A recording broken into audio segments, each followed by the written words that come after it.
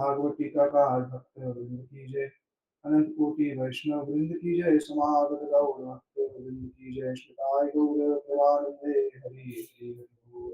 बोल हरे कृष्ण कृष्ण कृष्ण हरे हरे, हरे राम राम राम हरे हरे, हरे कृष्ण कृष्ण कृष्ण हरे हरे, हरे राम राम राम हरे हरे। हम लोग गुरु वैष्णव के आगते हुए इस पुरुषोत्तम मास के उपलक्ष्य में श्रीमद् भागवतम जी के दशम स्कंद का कुछ पाठ शुरू कर रहे हैं।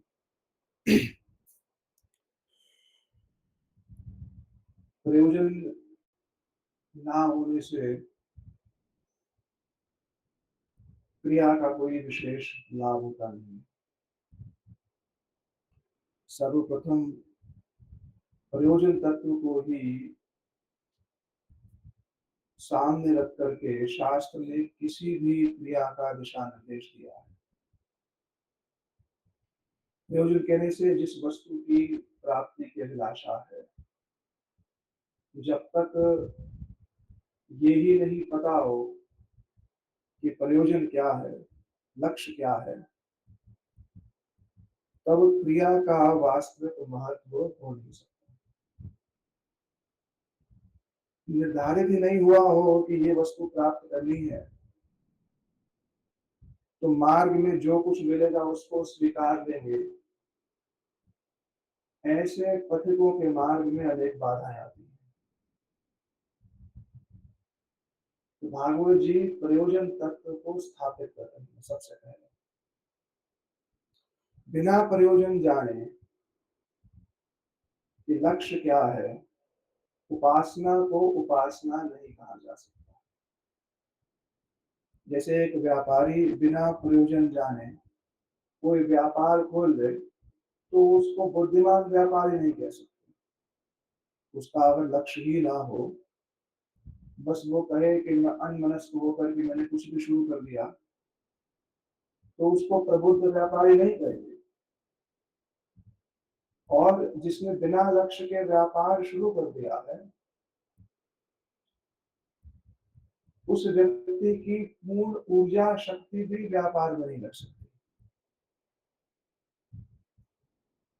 उसी प्रकार से ही जब तक मनुष्यों का प्रयोजन ही नहीं है, लक्ष्य ही निर्धारित नहीं है कि मेरे को प्राप्त किसको करना है, उसकी उपासना को उपासना नहीं कहा जा सकता। वो बस सुन रहा है, बैठा है, कुछ विचार कर रहा है, पर क्रिया में कुछ भी नहीं आएगा, क्योंकि लक्ष्य ही निर्धारित नहीं है। क्या प्राप्त करना है यही अभी पता नहीं चला। भागवत जी धर्म अर्थ काम मोक्ष इन चारों पुरुषार्थों को तय मानती है। धोखा, मोक्ष भी धोखा है। निराकार ब्रह्म में लीन हो जाना, भगवान को निराकार मानना, भगवान भागवत जी कहती है इससे बड़ा धोखा कुछ है ही नहीं हो। सर्वांग सुंदर श्री भगवान को ना मान करके ये कल्पना करना कि उनका रूप नहीं है, आकार नहीं है, इससे बड़ा महत अपराध और कुछ नहीं हो सकता। ये सबसे बड़ा महत अपराध है। कारण मैं भगवान की उपासना करने जा रहा हूं, एक हाथ से उनके चरण धो रहा हूं और दूसरे हाथ से उन पर प्रहार कर रहा हूं। एक तरफ तो कह रहा हूं कि आप सर्वशक्तिमान हैं, सर्वदयालु हैं, सर्वनियंता हैं, सबकी भावनाओं को स्वीकारते हैं, और दूसरी तरफ कह रहा हूं आपका रूप भी नहीं है, आकार भी नहीं है, लीला भी नहीं है, कुछ भी नहीं है। जिसका रूप नहीं है, लीला नहीं है, आकार नहीं है, वो सर्वदयालु कहां से हो गया? अगर वो निरंजन है, निर्गुण है, तो उसमें दया का गुण कहां से आ गया? तो ये ऐसा हो गया, ब्राह्मण के एक पैर को धो रहे हैं, दूसरे हाथ से उस पर प्रहार कर रहे हैं। तो भागवत जी ने सबसे पहले तो ये स्थापित कर दिया कि ईश्वर परम कृष्ण सच्चिदानंद विग्रह अनादिरादिर गोविंद सर्व कारण कारण। पहले तो ये समझ में, ईश्वर परम कृष्ण, ईश्वर बहुत से होंगे और परम ईश्वर कौन? श्री कृष्ण। उनसे ही समस्त अवतार प्रकटित होते हैं। पहले तो इसको सही रूप से समझ लें, वरना बहुशाखा बुद्धि समाधो न विधीयते। गीता में बोला बहुशाखा बुद्धि होगी, माने बहुत सी शाखाओं पर बैठने का अभ्यास होगा तो किसी भी पेड़ पर अपना घोंसला नहीं बना सकता।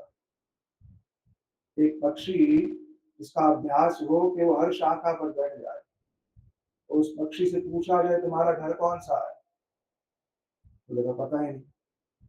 तुमने तुम्हारा तो इतना जीवन बीत गया, तुमने घर नहीं बनाया। बोले मेरा जहाँ मन करता है मैं उस शाखा पर बैठ जाता है।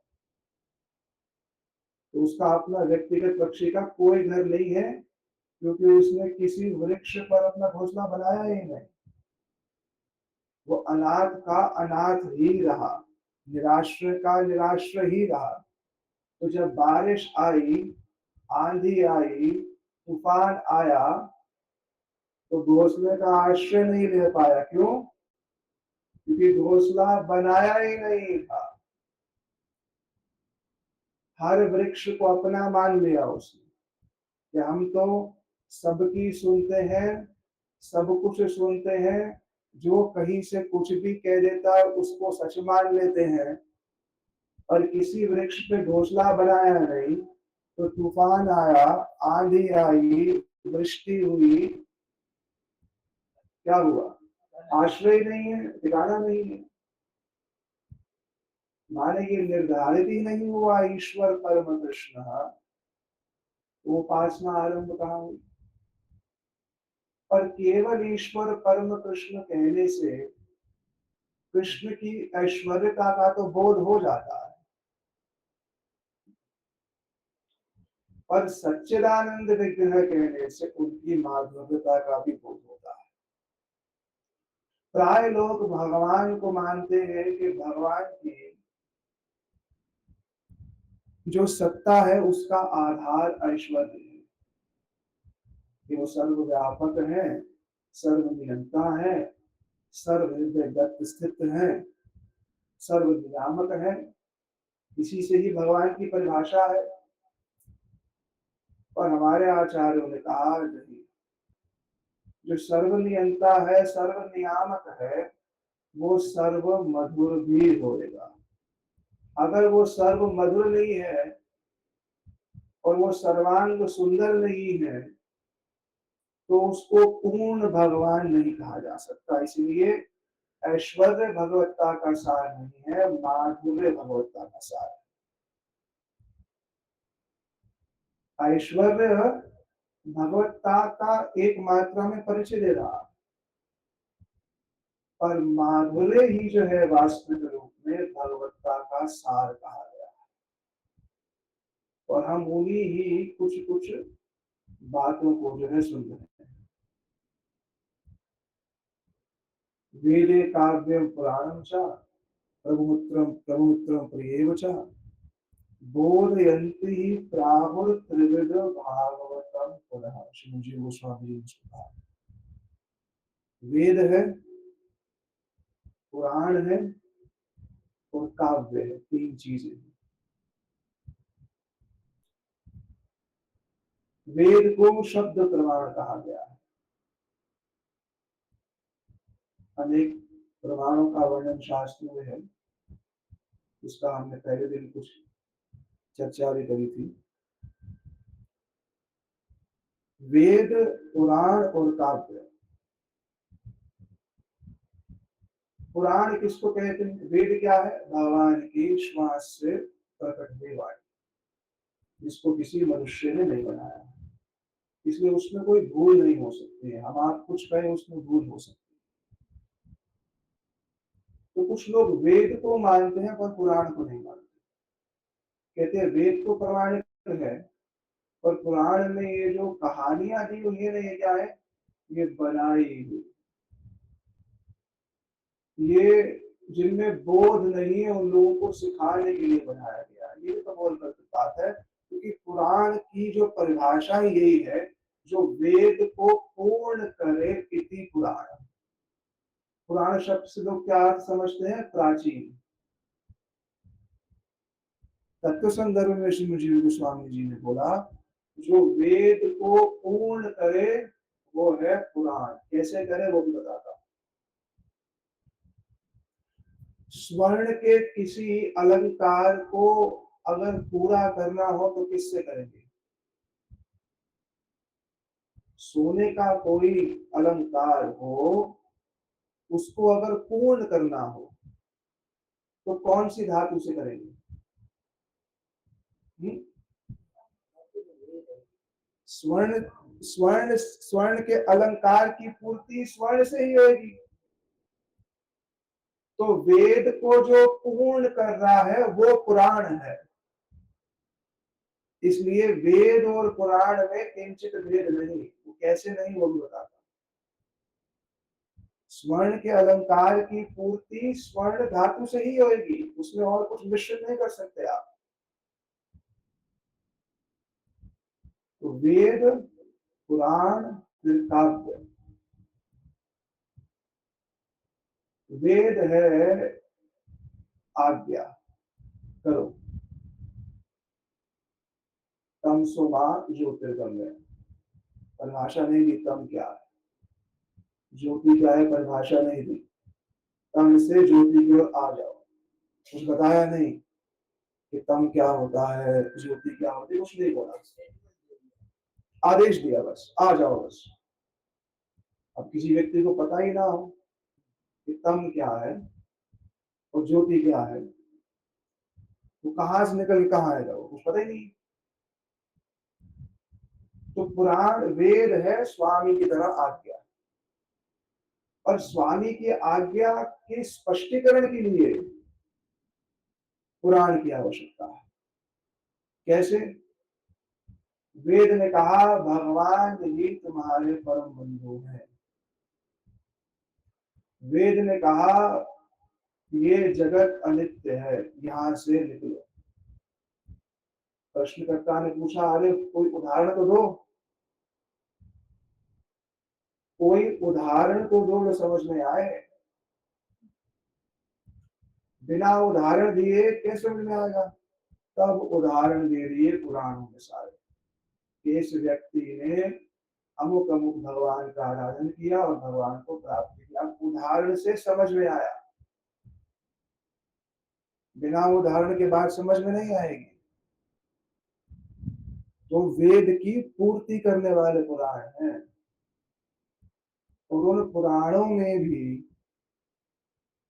जो सर्वश्रेष्ठ शिरोमणि पुराण है वो है ग्रंथराज श्रीमद् भागवतम, क्योंकि उसमें वेद, पुराण, काव्य तीनों एक साथ है। उसमें आज्ञा भी है, उदाहरण भी है, और कृष्ण की मंगलमयी दशम स्कंद की मधुर लीला के माध्यम से चित्त को आकर्षित करने वाला मधुर काव्य भी है। इसलिए भागवत जी वेद, पुराण, काव्य का एक अभूतपूर्व स्वरूप है। ठीक है। वेद है स्वामी की आज्ञा, पुराण है मित्र, मित्र का, मित्र के साथ की गई वार्ता, और काव्य है प्रियतमा और प्रियतम के साथ एकांत में की गई वार्ता। वेद सार्वजनिक, मित्र के साथ की गई वार्ता कुछ एकांतिक, और श्री कृष्ण लीला और श्री कृष्ण परिकरों की चर्चा ये प्रिय और प्रियतम की एकांत में रह केली विलास। अब रह केली विलास की व्याख्यान करो, वो किसी की समझ में नहीं आएगा। रह केली विलास होता क्या है? रह केली विलास नहीं किया, रह केली विलास का वर्णन नहीं किया सकता। वो मान लो एक प्रिय और प्रियतम की एकांत में की गई जो लीला है, भागवत जी उसको बड़े ही मर्यादित रूप में प्रस्तुत कर रही है। चेतना का इतना स्तर किसी को कभी हो जाए, वरना तो प्राय भगवान को केवल एक अ, हमारे ऑर्डर सप्लायर के रूप में माना जाता है। भगवान कौन है? Order supplier. हमने ऑर्डर कर दिया, प्रभु ये हमें दे दो, हमने आपका इतना वजन किया, आप ऑर्डर नहीं, आप 10 मिनट में ऑर्डर नहीं दोगे तो दूसरी ऐप है हमारे पास, हम 5 मिनट में मंगा देंगे।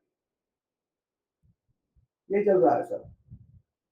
ये है ऑर्डर सप्लाई कि ब्लिंकिट नहीं देगा तो किसी और से मंगा लेंगे। भगवान को क्या माना? Order supplier. बस इससे ऊपर उठे तो कहा प्रभु मुक्ति दे दो, बस ब्रह्म में लीन कर दो। भगवान ने कहा इससे अच्छा तो संसार सही था। ब्रह्मलीन की जो गति है उसको तो भागवत जी ने नितांत धिक्कार मारा, क्योंकि वहां तो ना जीव का व्यक्तिगत स्वरूप है, ना भगवान का व्यक्तिगत स्वरूप है, ना कोई लीला है, ना कोई संवाद है, कुछ भी नहीं। उसको तो धिक धिक ब्रह्मा जी ने कहा। ये कहा जाए कि जीव ब्रह्म में लीन होकर के ब्रह्म हो गया, ब्रह्मा जी ने तो भागवत में उसकी बुरी बुरी निंदा करी। इससे अच्छा तो संसार था। कभी घूमते घूमते घूमते घूमते कभी कोई शुद्ध वैष्णव मिल जाते तो कृष्ण के प्रति कुछ, राम के प्रति, नारायण के प्रति कुछ रति हो जाती, व्यक्तिगत संबंध सेवक के रूप में स्थापित होकर के साकेत गोलोक वृंदावन इत्यादि वहां पहुंच जाते। और ये ब्रह्मलीन होकर के तुमने अपनी सत्ता का ही नाश कर दिया, क्योंकि वहां केवल और केवल स्थिति है, ना लीला, ना विचार, ना सेवा, कुछ नहीं है। बस निर्विकल्प समाधि में पड़े हुए। तो ऐस, उसको तो ऐसा ब्रह्मा जी धिक्कार किया है भागवत जी। जहां अमरीश जी के चरित्र में कहा गया मत्स्यवया प्रतीतम सालोक्य आदि चतुष्टयम, मत्स्यवया प्रतीतम सालोक्य आदि चतुष्टयम, कि मेरे भक्त लोग सालोक्य इत्यादि ये 5 मुक्तियां नहीं मांग रहे हैं जहां मेरी सेवा नहीं है, फिर कुतो अन्य काल विप्लुप्त, फिर काल में समाप्त हो जाने वाले संसार को क्यों मांग? जब वो सालोक्य मुक्ति नहीं मांग रहे कि मेरा लोक मिल जाए, सारूप्य मुक्ति नहीं मांग रहे कि मेरे जैसा रूप मिल जाए, लोक मिल जाए, समीपता नहीं मांग रहे, मेरे जैसा ऐश्वर्य नहीं मांग रहे, फिर ब्रह्म का सुख मांगेंगे वो तो छोड़ दो, और संसार मांगेंगे वो तो बिल्कुल छोड़ दो। इसलिए भागवत जी का पहला श्लोक कहता है नस्त कुकम सत्य परम धीमहि, कुहक माने अंधकार, कोहरा, इसका नाश करती है भागवत। और शुद्ध चिन्मय कृष्ण के सेवक के रूप में हमारी स्थिति हो गोलोक वृंदावन में, इसका लोभ प्रदान करती है। तो हमने श्री अक्रूर जी की ब्रज यात्रा के विषय में कल प्रसंग को आरंभ किया।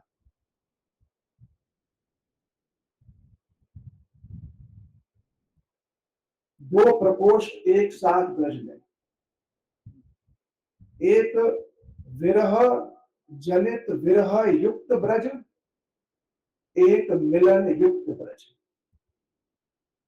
एक प्रकोष्ठ में श्री नंद जी, श्री यशोदा, श्री कृष्ण, समस्त सखियां परिकर सब एक साथ,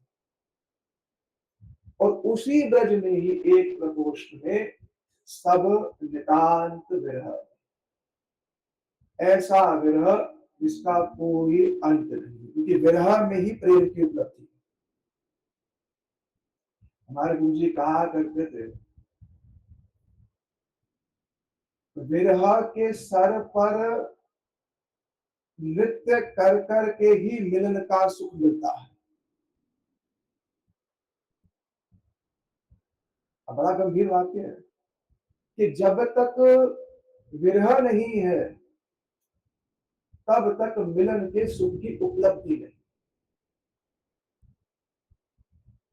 meeting dances on the head of separation. मिलन जो है वो नृत्य करती है विरह के सर पर।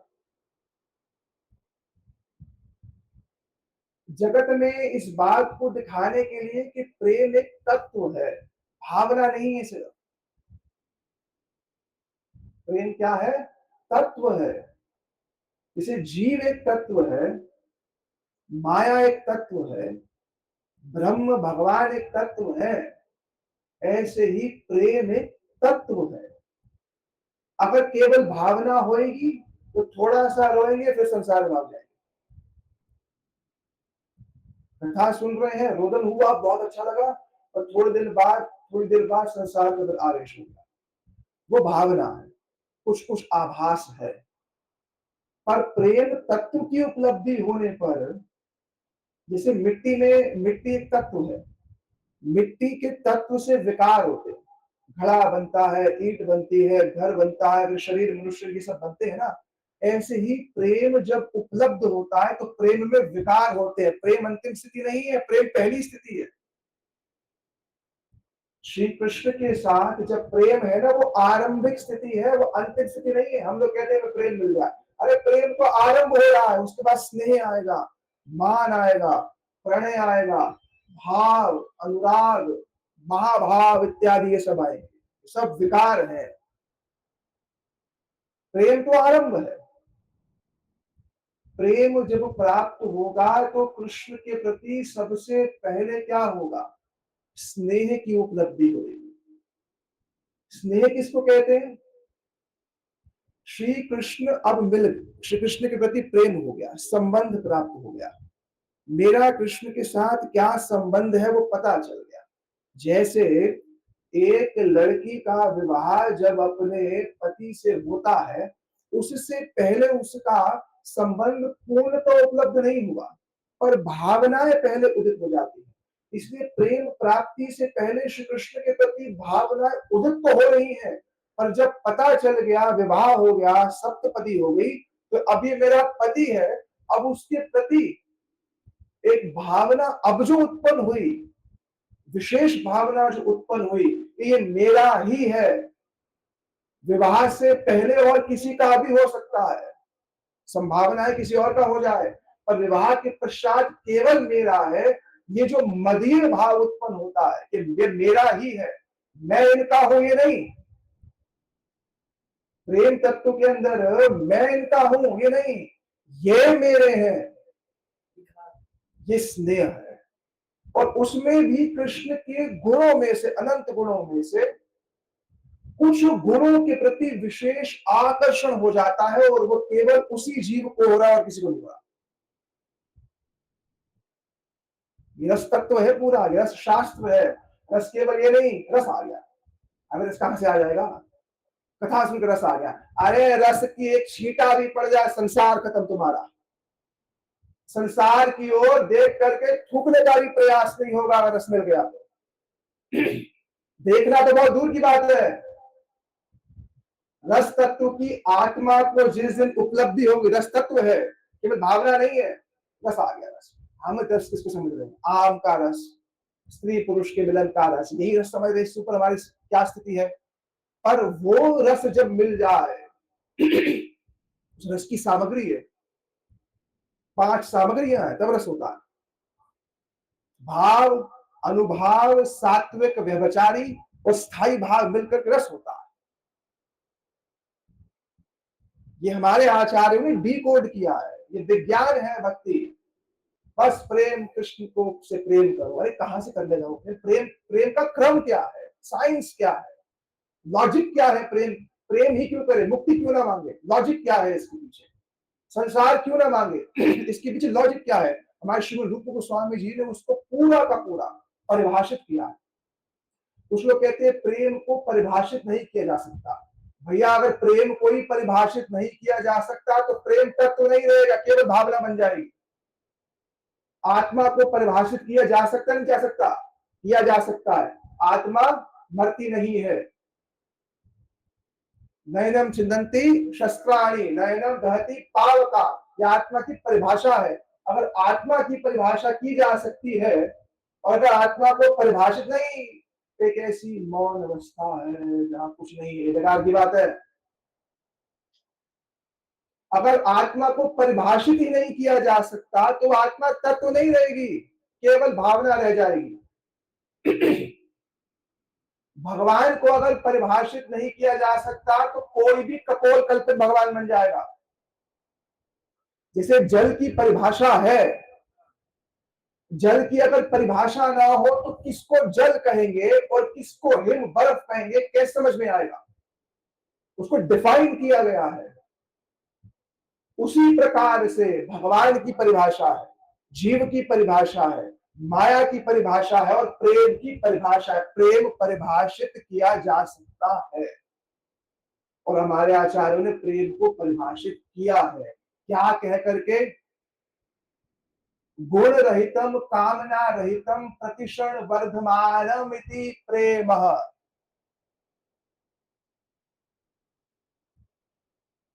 जहां पर माया के त्रिगुण का कोई प्रवेश नहीं है तो क्या शून्य है? वो शून्य नहीं है।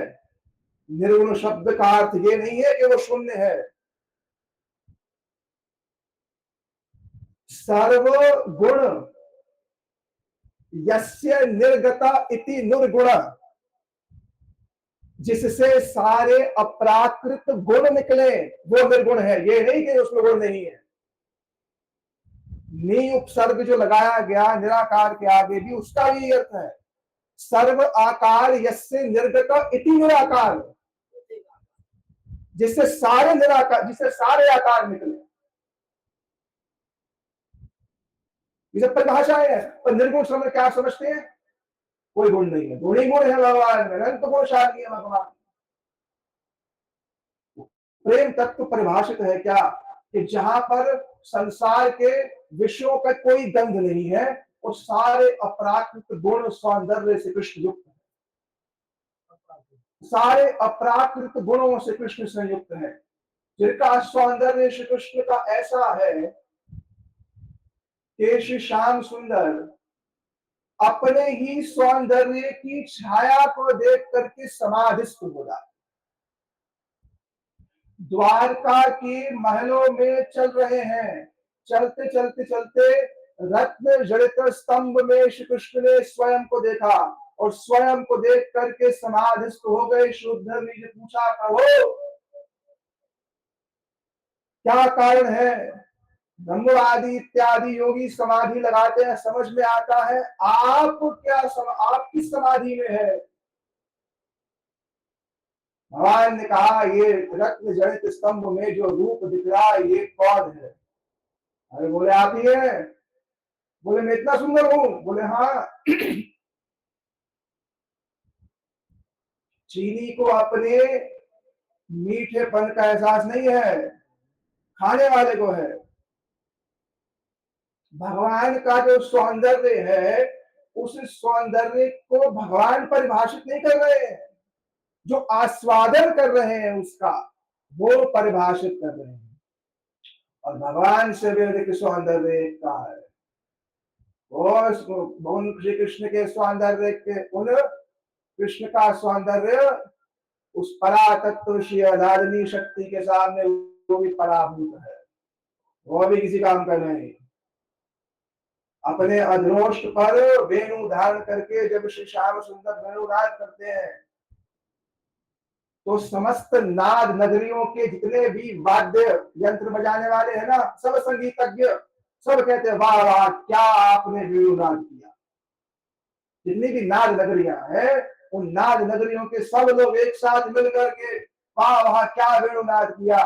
वो वाह वाह तभी तक होती है जब तक श्रीमती राधिका हाथ में वेणु नहीं धारण करती। श्रीमती राधिका हाथ में वेणु धारण करते ही, श्री कृष्ण की हाथ में वीणा धारण करते ही, जो ही श्रीमती राधिका हाथ में वीणा धारण करती है, श्री श्याम सुंदर कहते हैं आप बस करो, आप वंशी बजाने का आप कोई काम नहीं है। ये युग, ये ऐसा अद्भुत वृंदावन है, इसको केवल और केवल अभिमान में नहीं कह रहा हूं, बिना गौड़ीय वैष्णवों के वृंदावन समझ नहीं आ सकता। हमारा जो साहित्य है, इसलिए हमारे गुरु जी कहा करते थे, मेरा एक गृहस्थ व्यक्ति भी कोटि कोटि सन्यासियों पर भारी है। उनकी वाणी और उनके सन्निकट आने वाला व्यक्ति, अरे अभी तो छीटा भी नहीं बात कर पाते, छीटा भी इसका नहीं बता पाते, ऐसा ऐसा इस वाणी का सौंदर्य है। ब्रज के दो प्रकोष्ठ, एक विरह युक्त प्रकोष्ठ, एक मिलन युक्त प्रकोष्ठ, एक साथ चल रहा है। उद्धव जी आए नंद महाराज जी के सन्निकट। उद्धव जी ने कहा, उद्धव जी ने अभी कहा भी नहीं, कृष्ण कैसे हैं? अपि स्मरति न कृष्ण मातर सुहृद सखी। क्या कृष्ण हमें याद करते हैं?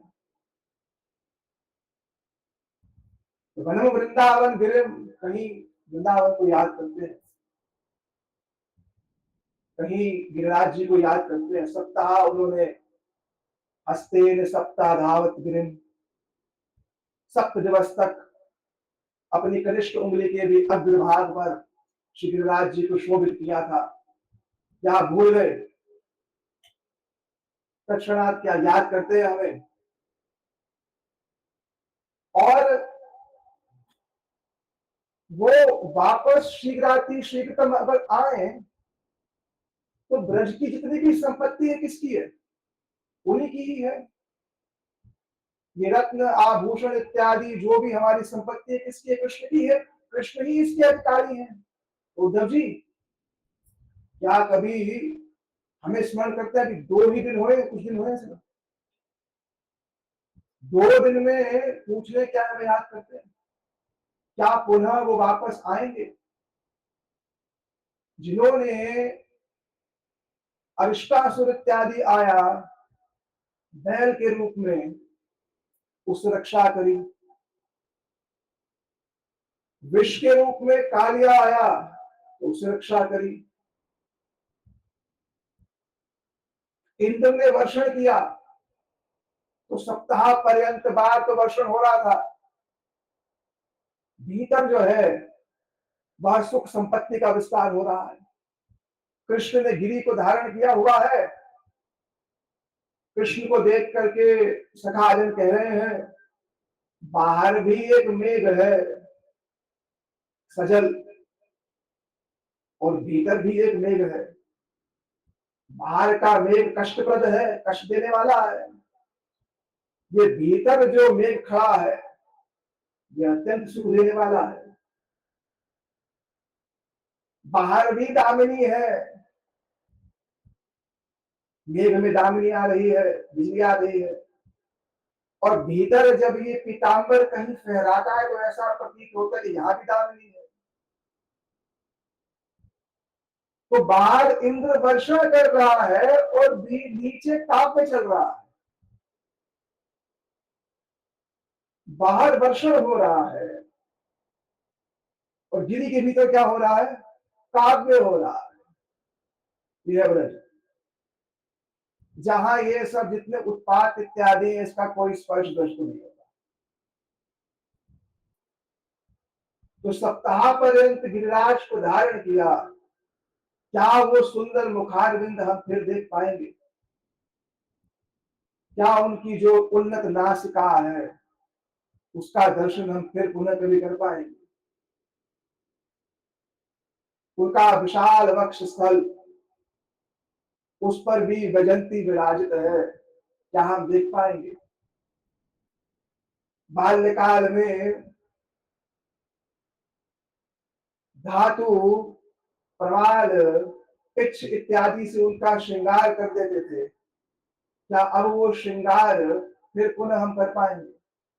हम ये नहीं कह रहे कि कृष्ण वापस आ जाए। नंद महाराज जी कह रहे हैं, हम ये नहीं कह रहे कृष्ण वापस आ जाए, फिर हम इतना कह रहे हैं कि हम बस उन्हें केवल एक बार देख,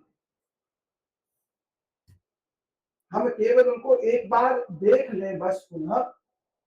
और अब जब बार बार बात कहने लगे, पुनः पुनः कहने लगे,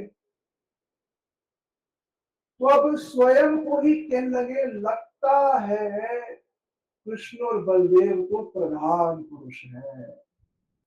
अब जब मन मान नहीं रहा है, मन तो मान नहीं रहा, मन तो मान नहीं रहा कि कब आएंगे, पुनः आएंगे भी कि नहीं आएंगे।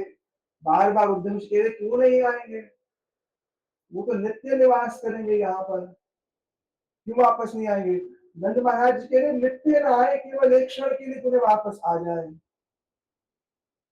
तो नंद महाराज ने कहा कि लगता है वो दोनों कोई प्रधान पुरुष हैं, पृथ्वी पर किसी विशेष कार्य के लिए अवतीर्ण हुए हैं।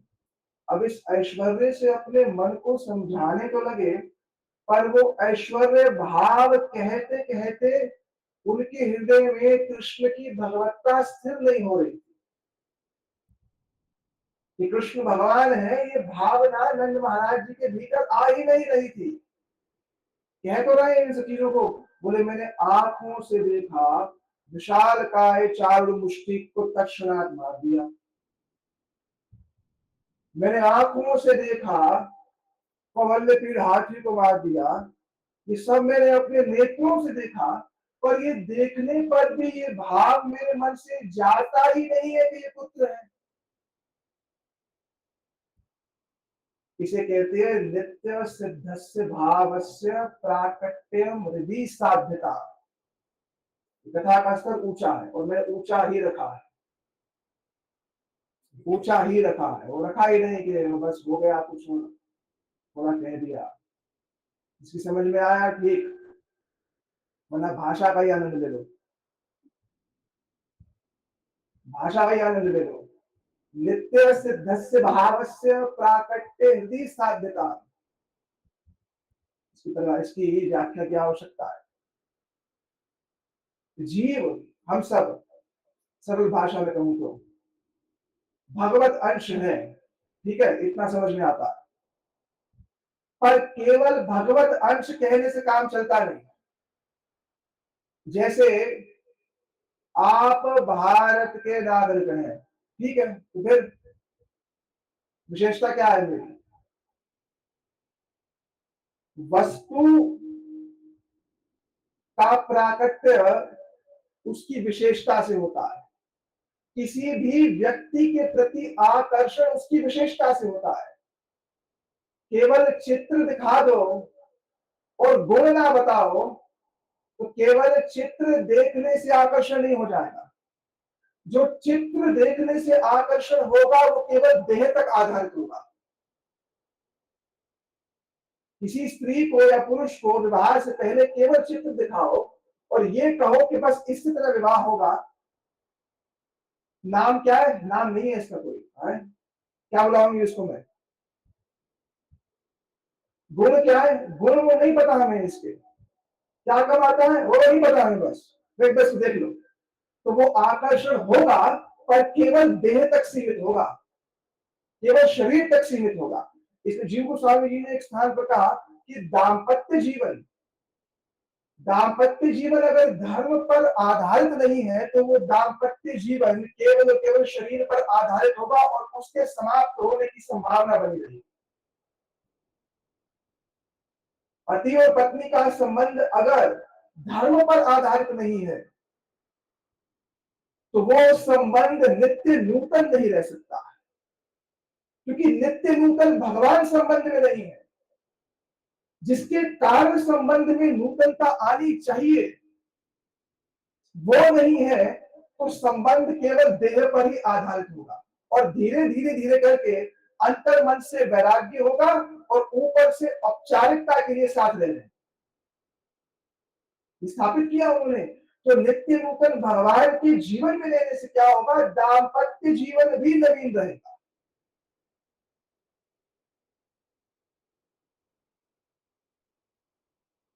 क्या कहता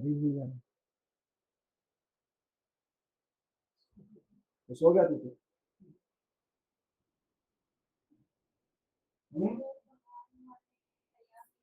हाँ तो सुन ले, आज इधर सो बोले कहा इसको समझे नहीं, नित्य सिद्धस्य भावस्य प्राकट्य दूसरा। जीव भगवान का अंश है, पर केवल जीव और आत्मा कहने से काम चल जाएगा? तुम आत्मा हो तो क्या करो? फिर मैं क्या करूं? आत्मा हो। अरे भाई, गुण क्या है आत्मा के? जिस भगवान से मेरा संबंध क्या, उसके गुण क्या, कुछ बताओ तो सही।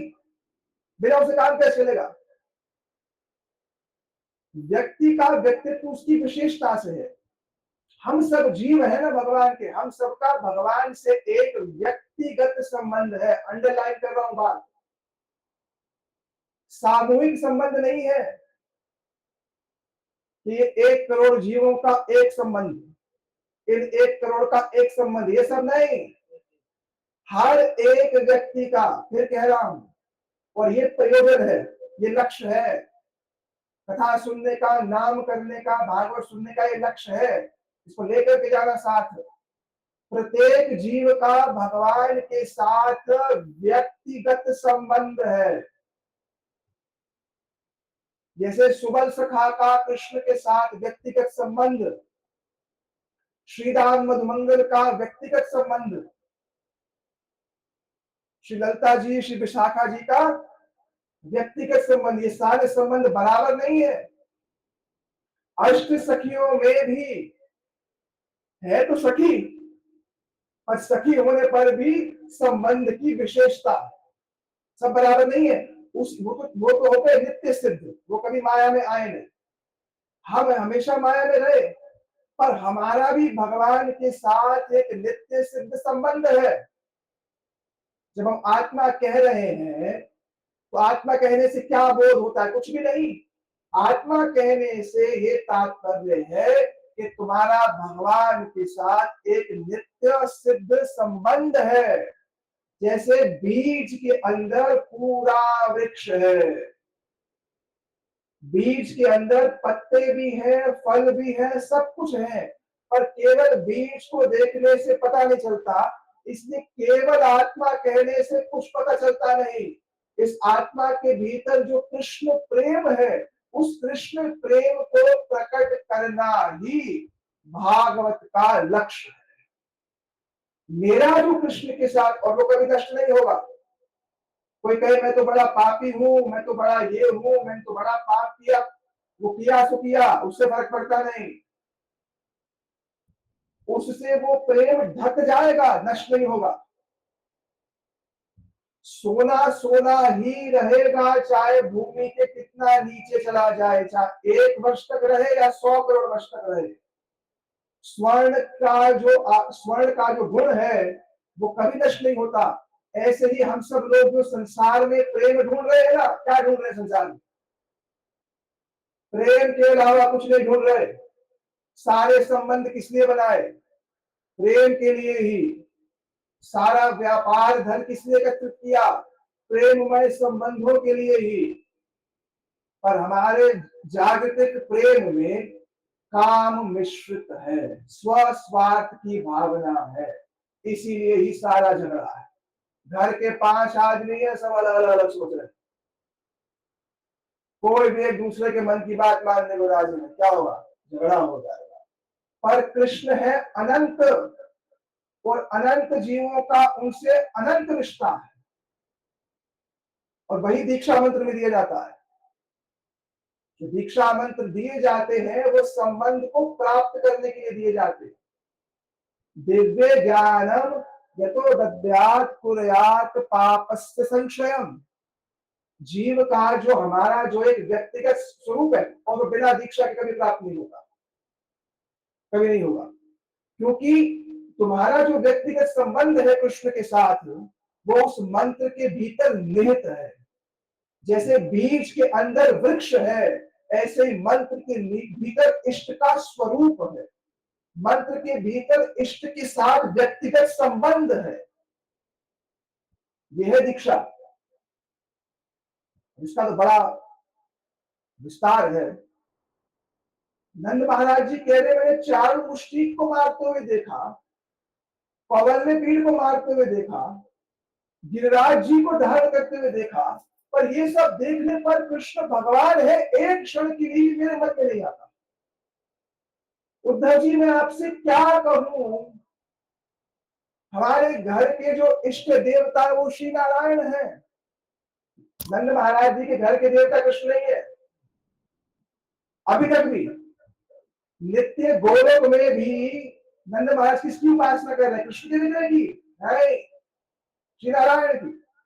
अब चाहे श्री नारायण उनके अंश हैं, पर फिर भी उपासना करेंगे किसकी? श्री नारायण की। और उद्धव जी से कह रहे हैं कि मैंने ये सब देख लिया, तो जब मैं श्री नारायण का भी चिंतन करने जाता हूं तो उस समय मेरी ये भावना नहीं आती कि ये नारायण,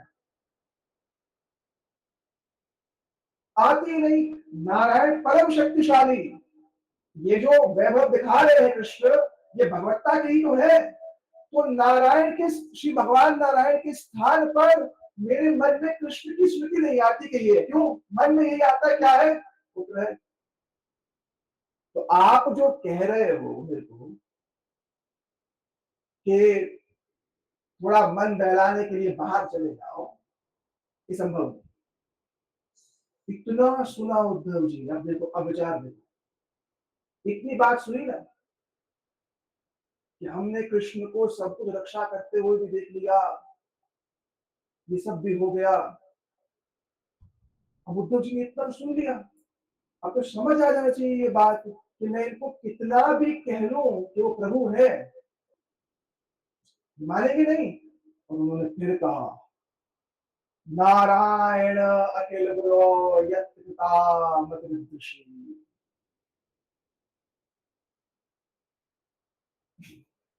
नंद महाराज तो इतना कह ही चुके ना कि मेरी उसके प्रति पुत्र बुद्धि के अलावा कुछ है ही नहीं।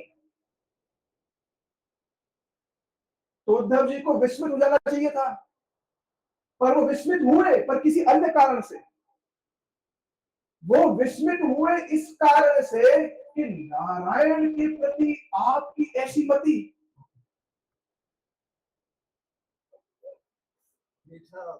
समझ बात है?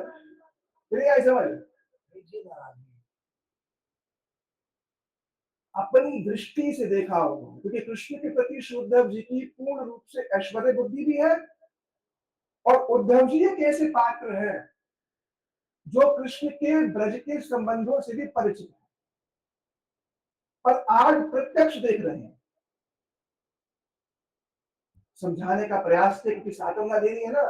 उद्धव जी ने कहा, इनकी तो पुत्र बुद्धि है, वो तो दूर होगी नहीं, मैं इनको कृष्ण का ऐश्वर्य सुना देता हूं कि वो प्रभु है। सुनिए, बोले नारायण अखिल गुरु यत् पिता मत विदुषी। ऐसी मति आपकी कृष्ण के प्रति, अपना स्वपुत्र मानते हैं उनको। अरे ये तो बड़ा मंगलमय वस्तु है। उनका तो मृत्यु के समय कोई एक बार चिंतन कर ले कृष्ण का, कृष्ण का मृत्यु के समय का कोई एक बार चिंतन कर ले तो परम गति ब्रह्ममयो अर्थवर्ण। जैसे श्री कृष्ण तेजवान है, कोटि कोटि सूर्य के समान है, उसको वैसा स्वरूप मिल जाता है। नंद महाराज सुन रहे हैं, क्या करूंगा, सुन रहे हैं, ब्रह्ममयो अर्थवर्ण। और कृष्ण कभी झूठ नहीं बोलते। नंद महाराज बोलते कैसी बात करते हैं, क्या झूठ बोलते हैं? कृष्ण ने सत्य बोला है, आपको क्यों वापस आएंगे? कृष्णम सत्य करोषि, कृष्णम सत्य करोति तत् कृष्ण, सत्य जरूर करेंगे, इस बात को वापस आएंगे, जो कभी नहीं बोलते। भीतर विचार कर नंद महाराज जो भी बोलते, हमसे पूछो, आपके वहां हो सकता ना बोलते हम, सत्य वाला बोलते भाई, सत्य कहा वहां पर। वैसे तो वहां पर भी उनकी सत्य कामता बड़ी अलग प्रकार की है। हमसे पूछो, सत्य नहीं बोलते, ये झूठ नहीं बोलते। स करे गृहीत्वा कृष्णम उपलब्ध हितेश्वरी। भैया ने हाथ पकड़ के बोला, क्यों रे मिट्टी खाई? हाँ? और यशोदा सम ब्रह्म प्रेम अक्षर बचता, मुख से एक शब्द नहीं आ रहा। हाँ? क्योंकि जितने भी हैं ये सारे के सारे भ्रंति तावका ये ते कुमार अग्रज अपियम, ये सारे जितने सखा है ये सब बोल रहे हैं, अग्रज भी बोल रहे हैं, बलदेव जी बोल रहे हैं। अच्छा, सब बोल रहे हैं मैं सत्य मैंने मिट्टी खाई है? बोले हाँ। तो बोले नाहम बक्षितवाम सर्व मिथ्या विशंसिना, ये सारे झूठे, सर्व मिथ्या अभिशंसिना, आरोप लगा रहे मेरे पे। यदि सत्य गिरा रही, अगर इनकी जिह्वा सत्य बोल रही है तो समक्षम पश्चिम में मुखम, मैं अपना मुख सबके सामने खोलने को तैयार हूं। मैया ने कहा खोल फिर, खोल। तो उद्धव जी क्या कह रहे हैं? कृष्ण सत्य करोति, वो अपनी बात सत्य करते हैं, झूठ बोल रहे थे। उद्धव जी भी सही कह रहे हैं, भगवान सत्य बोलते हैं। मिट्टी खाई कि नहीं खाई? नहीं खाई। तुम सब कुछ पहले से ही भीतर है, क्या खाया बाहर से? पहले से ही सब कुछ भीतर है, बाहर से क्या खाया? और एक ऐसी बातें जो उद्धव जी ये सब बात बताने लगे, वो सत्य, वो तो पर ब्रह्म है। ना ही अस्य प्रिय कश्चित न अप्रियो, नाये वधमो न उत्तमो, उनको कोई प्रिय नहीं है। विचार करके देखो नंद महाराज जी के हृदय पर क्या बीता होगा। और आगे तो एक ऐसा वाक्य बोल दिया, टीका में नहीं उसको कहीं स्पर्श किया, देखना पड़ेगा। बोला उनका कोई प्रिय नहीं है। तो दो तो वाक्य ऐसे बोले कि नंद महाराज ने वाक्य कहीं सुन करके नहीं सुने, वरना अगर सुने होते तो उनका प्रभाव कुछ और होता। जिनका कोई प्रिय नहीं है, कोई अप्रिय नहीं, वो समान दृष्टि वाले हैं। नन्मा सुन रही, समान दृष्टि वाले हैं, और वो तो सब पर समान कृपा करते हैं। आपको भी पिता के रूप में स्वीकारा है, अब पिता के रूप में स्वीकारा नहीं है, पिता है। नंद जी को कृष्ण ने पिता के रूप में स्वीकारा नहीं है, वो यशोदा जी के गर्भ से ही जन्म लिए हैं। केवल ये नहीं कहा कि पुत्रवत, पुत्र ही, आत्मा अवजायते पुत्र, आत्मजुत्पन्ने जातलाद महामना। तो ना तो उनका कोई प्रिय है, ना उनका कोई शत्रु है, ना उनके लिए कोई अधम है, ना कोई उत्तम है। अपने दृष्टि से श्री उद्धव जी कह रहे हैं। और न एव अयमात्मजो सर्वेशाम आत्मजो, वो केवल आपके पुत्र नहीं है, सबके पुत्र है। एक ऐश्वर्य भाव वाला व्यक्ति इस वाक्य को सुनेगा, वाह क्या बात, क्या बोलेगा, क्या बात है, वाह वाह, ये है असली परिभाषा। एक ऐश्वर्य भाव युक्त वाला व्यक्ति अगर सुनेगा, ये कहा जाए न एव अयम आत्मजो, केवल आपके नहीं सर्वेशाम आत्मजो, क्या बोलेगा, वाह क्या, हाँ ये है भगवान। और जो वृंदावन पक्ष के जन है, वो इस वाक्य को सुन करके उनका चित्त विलीन हो जाए।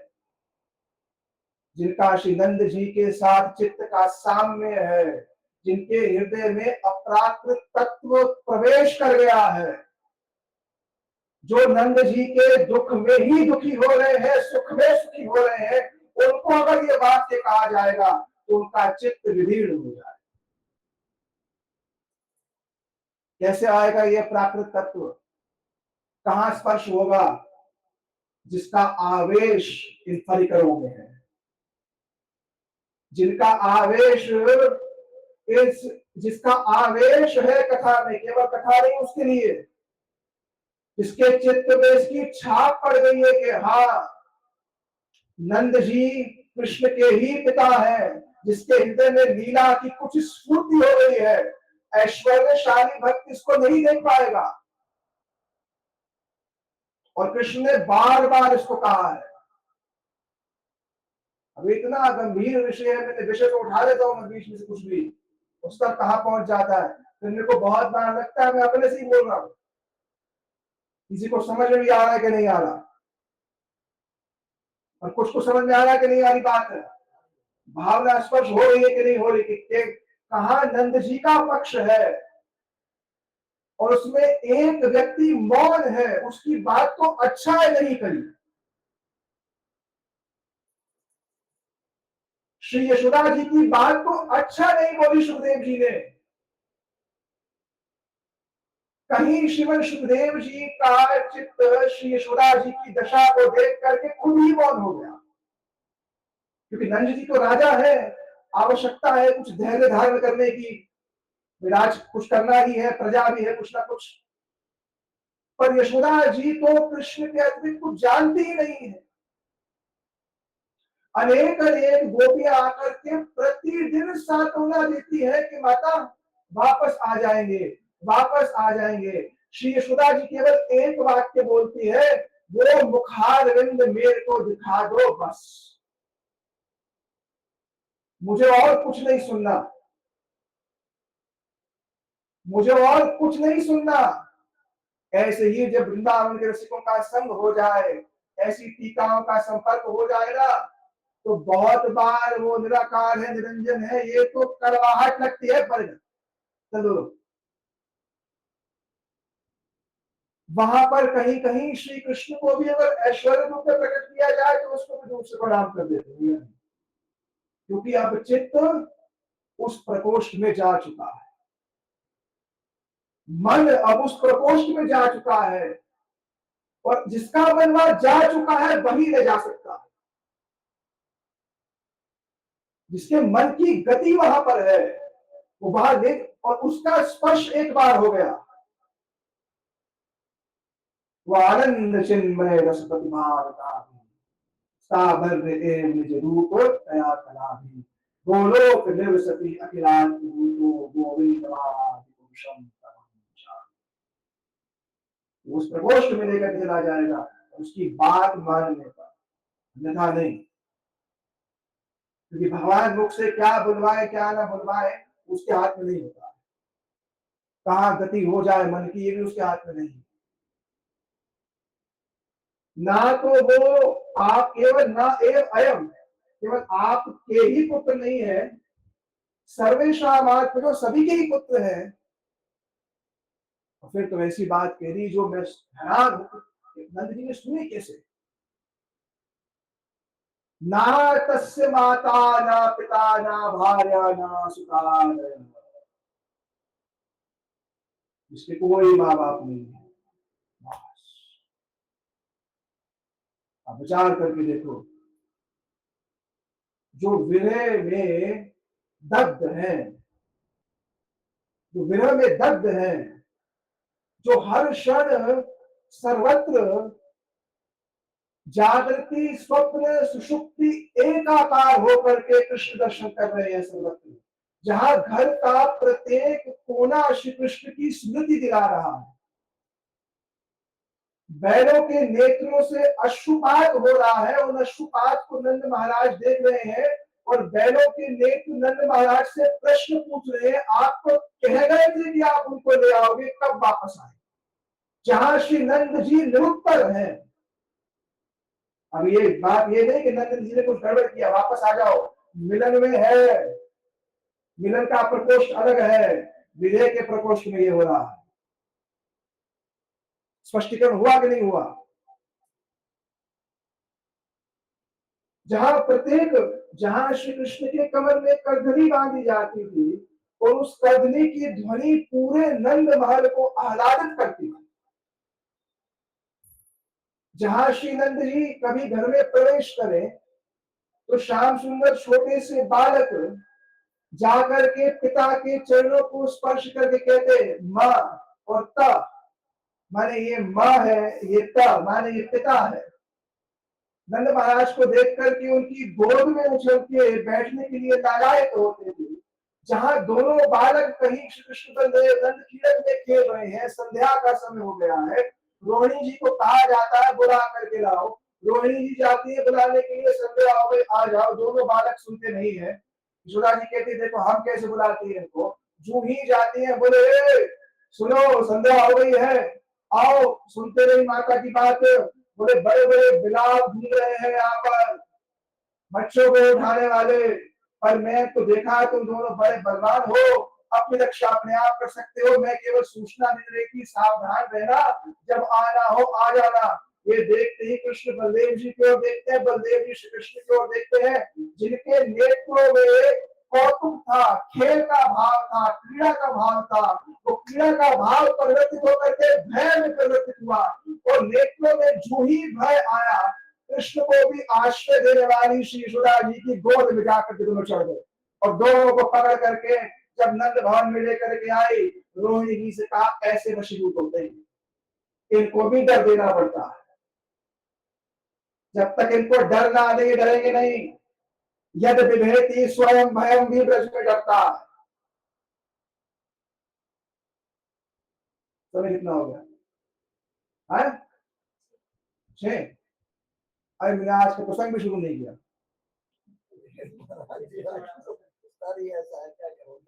जहां तक मेरे को जाना था मैंने प्रसंग भी शुरू नहीं किया।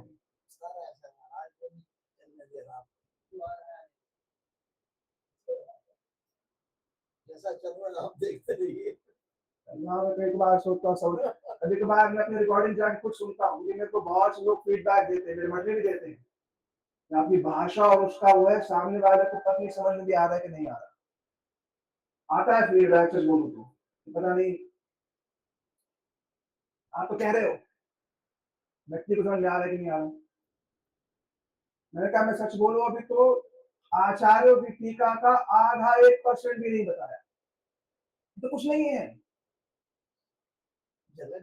बस केवल एक दिग्दर्शन मिल रहा है। मुंबई का है, यहाँ है, मुंबई याद भूलना है, कितना दूर है, दिशा का दर्शन दिया जा रहा है, बस कि भैया चलते रहो, ये मत सोचो कि यही है, तो ये मत मान लेना भागवत जी केवल यही है। किसी को जाकर ये मत कहना हमने जो ये सुना इससे आगे कुछ नहीं हो सकता है, बहुत कुछ है। ये तो अभी केवल दिग्दर्शन है। दिग्दर्शन न्याय के अनुसार बहुत से अर्थ निकलते हैं, उन अनेकों अर्थों में से एक अर्थ है, जैसे मुंबई के जाने के लिए अनेक रास्ते हैं, ऐसी भागवत जी के भी अनेक अर्थों में से एक अर्थ, जो मुख्य अर्थ केवल ले लिया, बाकी अनेक अर्थ नहीं है सारे। जाने के कुछ गौर रास्ते होंगे, कुछ मुख्य रास्ते होंगे। अब बोलो एक में ही इतना सुख है, बाकियों में क्या है? ये तो वो तभी तो कहे कि नित्य भागवत से एक जन्म की बात बोल रहा है। ओहे अक्षरा तोहे पसरा पसार मांगो, जन्म जन्म दीजो याही ब्रज बसीरो। मेरे को बार बार बार ब्रज रसिक भक्तों के संग में जन्म देना, मैं सुनूं तो सही कृष्ण लीला है क्या, उसका कुछ परिचय तो मिले मेरे को।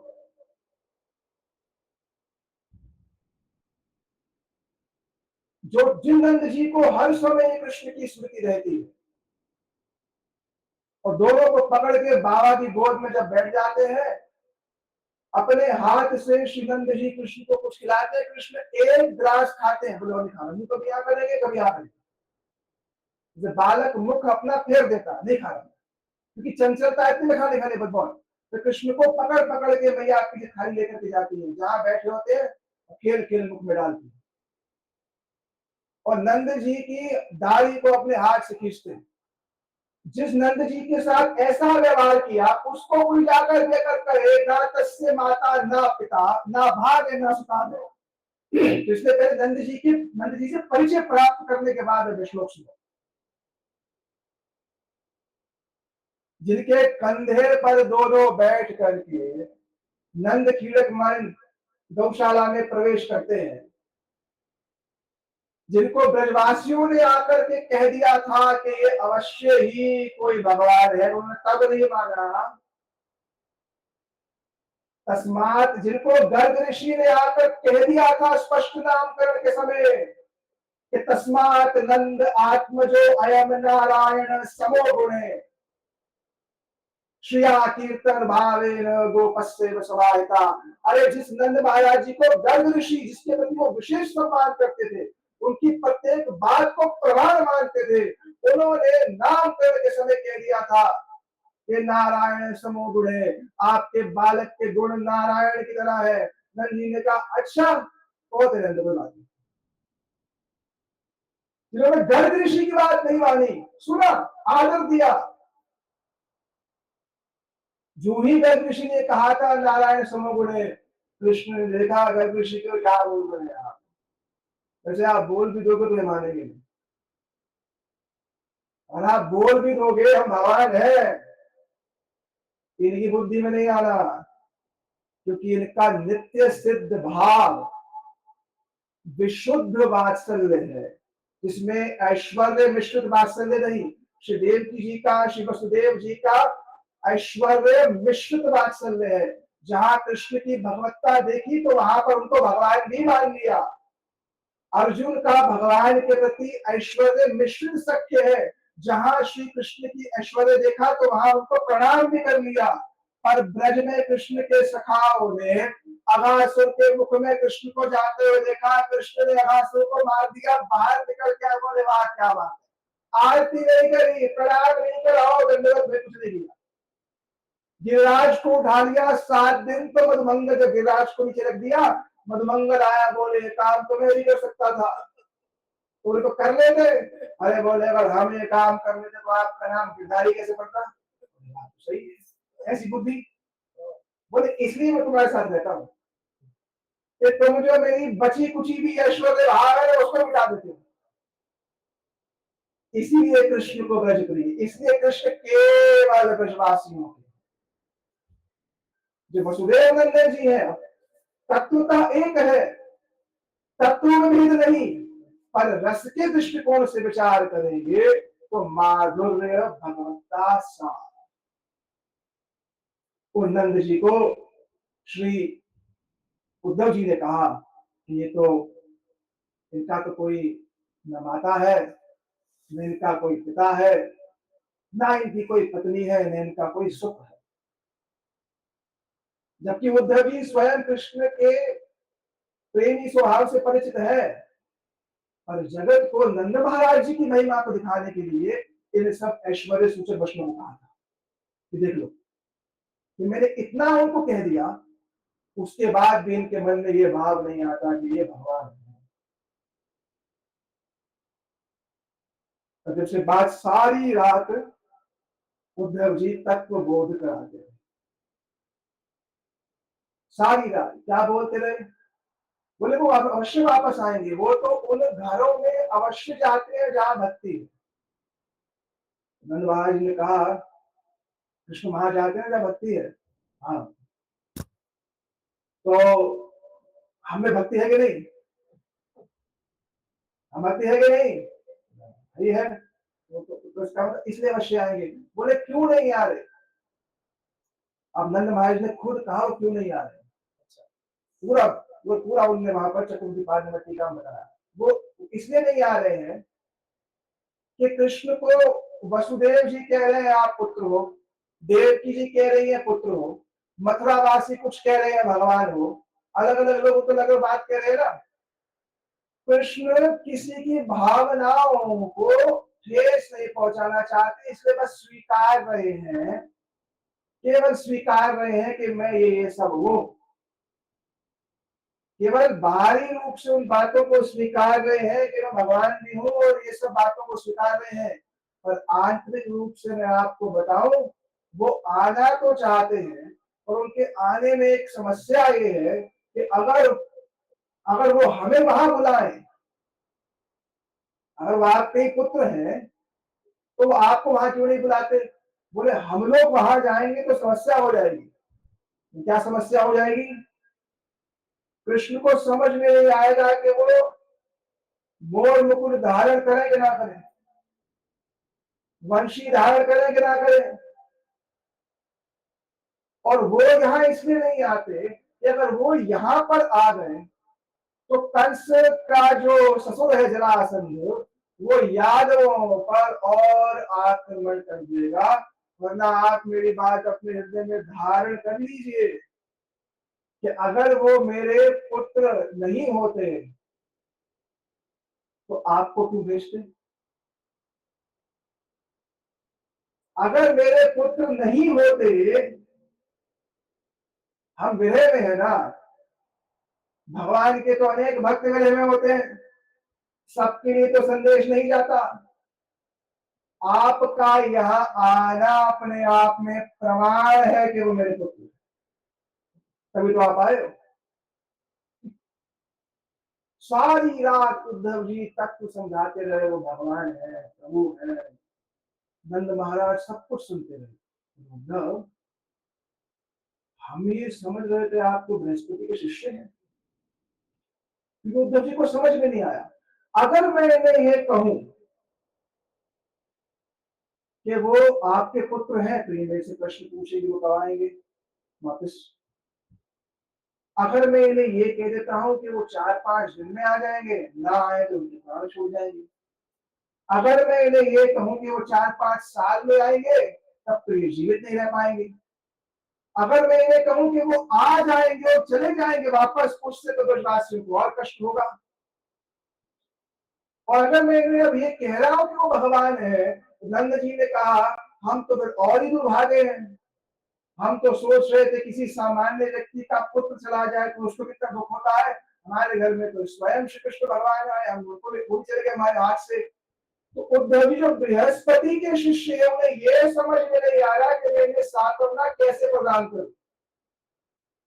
हमारे गुरु जी कहा करते थे, दूर से हिमालय पर्वत को देख करके, पर्वत को देखकर एक व्यक्ति कहता है आज चल जाऊंगा, पर्वत को देखो चढ़ जाऊंगा। पर्वत के निकट जाता है, ऊंचा है पर्वत, जब चढ़ता है चढ़ता है चढ़ता है, तब उसे पर्वत की ऊंचाई का समझ में आता है। हिमालय के दूर से देखा गोपीजनों के प्रेम को, दूर से देखा ब्रजवासियों के प्रेम को, क्या लगा अभी समझाऊंगा, ये तो गांव के लोग हैं, इनको समझाऊंगा कृष्ण भगवान है तो मान जाएंगे। मैंने बहुतों को समझाया, अभी समझाऊंगा ये मान जाएंगे। और जब साक्षात देखा तो गुरु जी कहते, हिमालय को देख करके कोई व्यक्ति आया, जो ही उसके निकट आया, उसकी ऊंचाई को तो उसने देखा, तो उसकी गहराई को नहीं देख पाया, पर्वत इतना नीचे।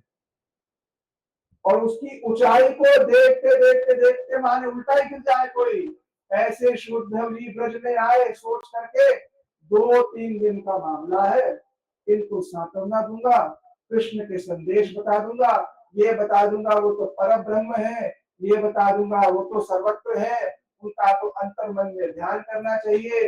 वो ना तो किसी के पुत्र है, ना किसी के पति है, ना किसी की सुत है, कुछ नहीं है, कुछ भी नहीं है, उनके लिए अधमोत्तम कुछ भी नहीं है। ये सारी बात सुना दूंगा, थोड़ी देर में मान जाएंगे। पर सारी रात उद्धव जी से बात सुनने पर नंद जी ने प्रातः काल कहा, आप ये बताइए वो कब आए?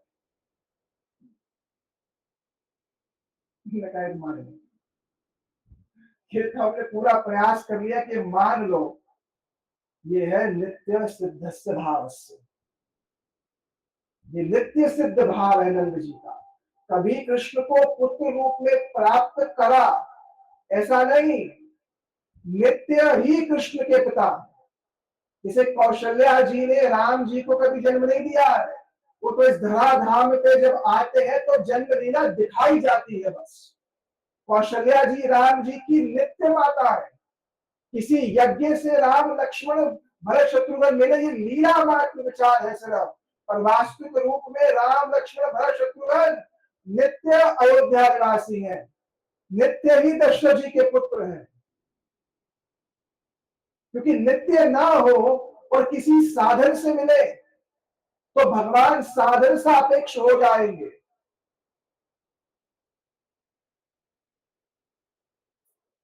रात्रि हुई, अब उद्धव जी ने पहले देखा था, ब्रज में प्रवेश करा तो मिलन का प्रसंग देखा था पूरा, कि ब्रजवासी आपस में बात कर रहे हैं, गैया है, धो रहे, सब हो रहे हैं।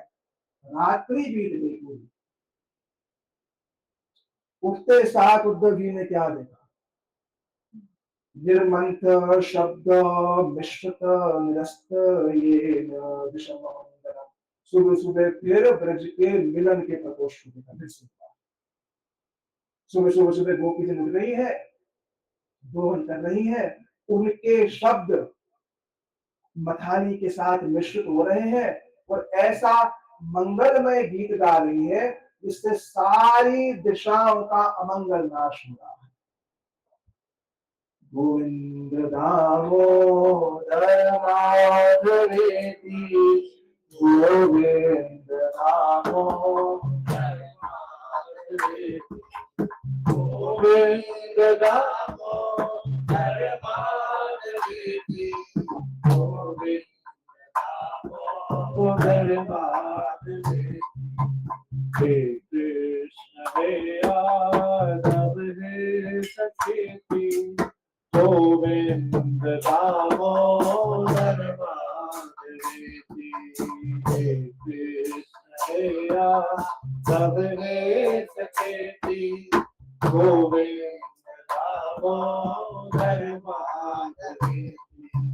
हे कृष्ण हे यादव हे सखेति, हे कृष्ण हे यादव हे सखेति, गोविंद दामोदर माधवेति। हे कृष्ण हे यादव हे सखेति, गोविंद दामोदर माधवेति। माता यशोदा हरि को जगावे, जागो तो मोहन नैन खोलो। माता यशोदा हरि को जगावे, तो मोहन नैन खोलो। द्वारे खड़े ग्वाल बुला रहे हैं, द्वारे खड़े ग्वाल बुला रहे हैं। दामोदर माधवेति, द्वारे खड़े ग्वाल बुला रहे हैं, गोविंद दामोदर माधवेति, गोविंद दामोदर माधवेति, गोविंद दामोदर माधवेति, गोविंद दामोदर माधवेति,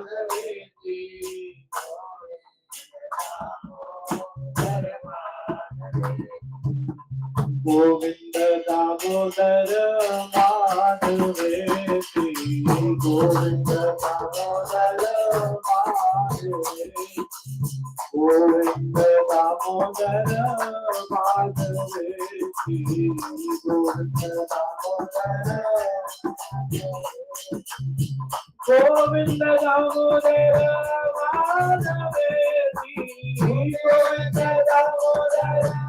माधवेति, गोविंद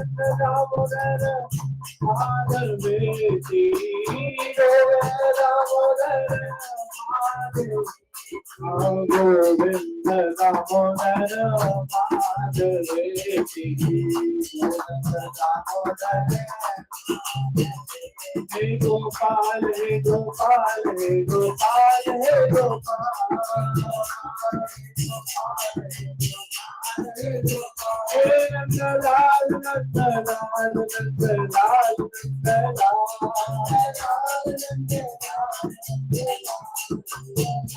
हे गोपाल हे गोपाल हे गोपाल हे गोपाल, हे नंदलाल नंदलाल नंदलाल नंदलाल, हे गोपाल हे गोपाल हे गोपाल हे गोपाल,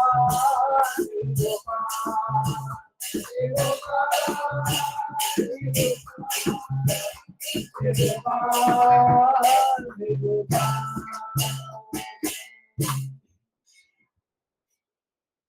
गोविंद शब्द का एक अर्थ श्री जीव गोस्वामी जी ने दिया।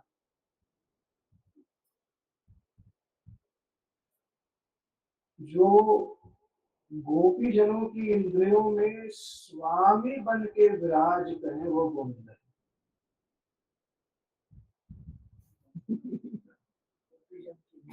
स्वामी बन के विराज। गोविंद का एक अर्थ है कि जो इंद्रियों को विंद माने आनंद,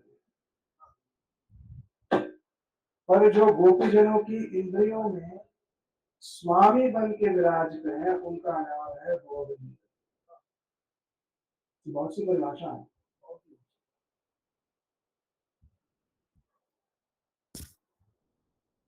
ब्रज के उत्सव में स्वरूप को देखा,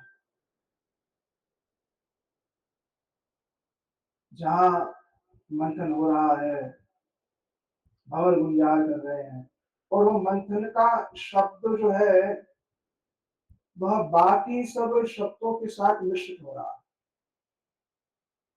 बछड़े को खोल दो, बछड़े को पकड़ लो, सब शब्द हैं कि गोवंश समृद्ध है ब्रज, सारे। और ऐसा मंगलमय स्वर हो रहा है, श्री सुखदेव जी का निरस्त ये विषम अमंगल, कोई अमंगल है नहीं। पर ब्रज की वार्ता जो है वो जगत के सारे अमंगल का नाश करती है। क्या अमंगल है? भगवान को भूल जाना सबसे बड़ा अमंगल है। जगत में रह करके भगवान को भूल जाना, इससे बड़ी विपत्ति और कुछ नहीं। जो भगवान को याद दिला दे वो सबसे बड़ा मित्र है।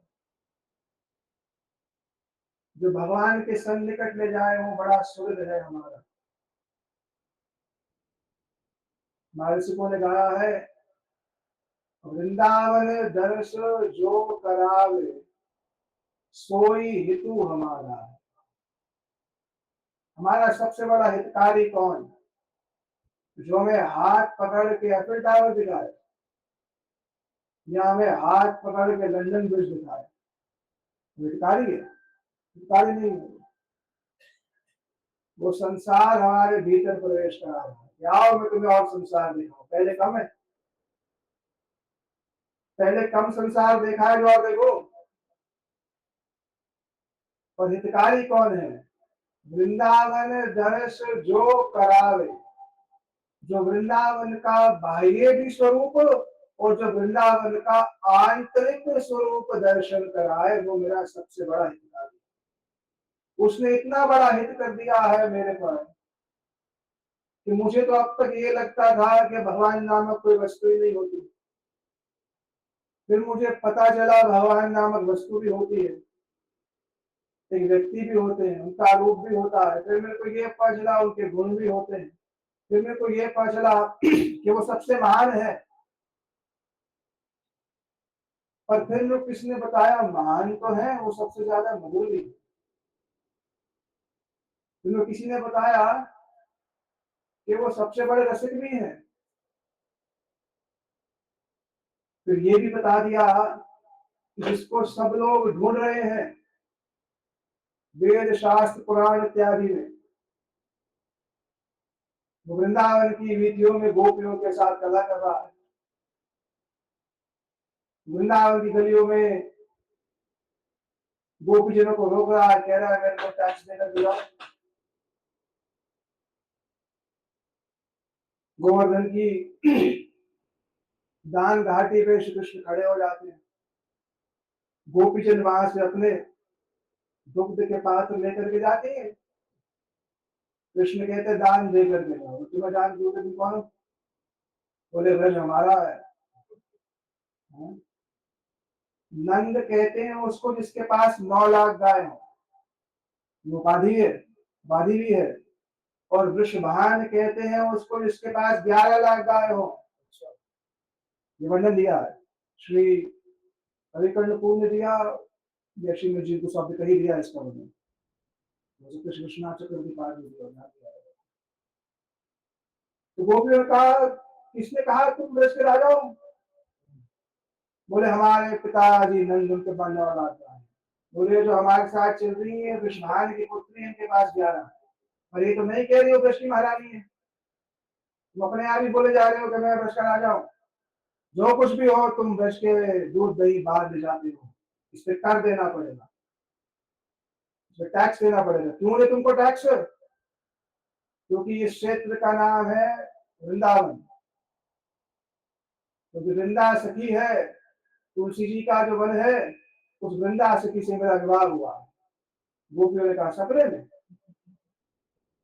सपने में बुला दिया उसने, बुलाए अभी पूछे वृंदा बुला करके, वृंदा को बुलाया गया। कह रहे हैं ये बोलिए, बोले कह रहे हैं आपसे विवाह हो गया है।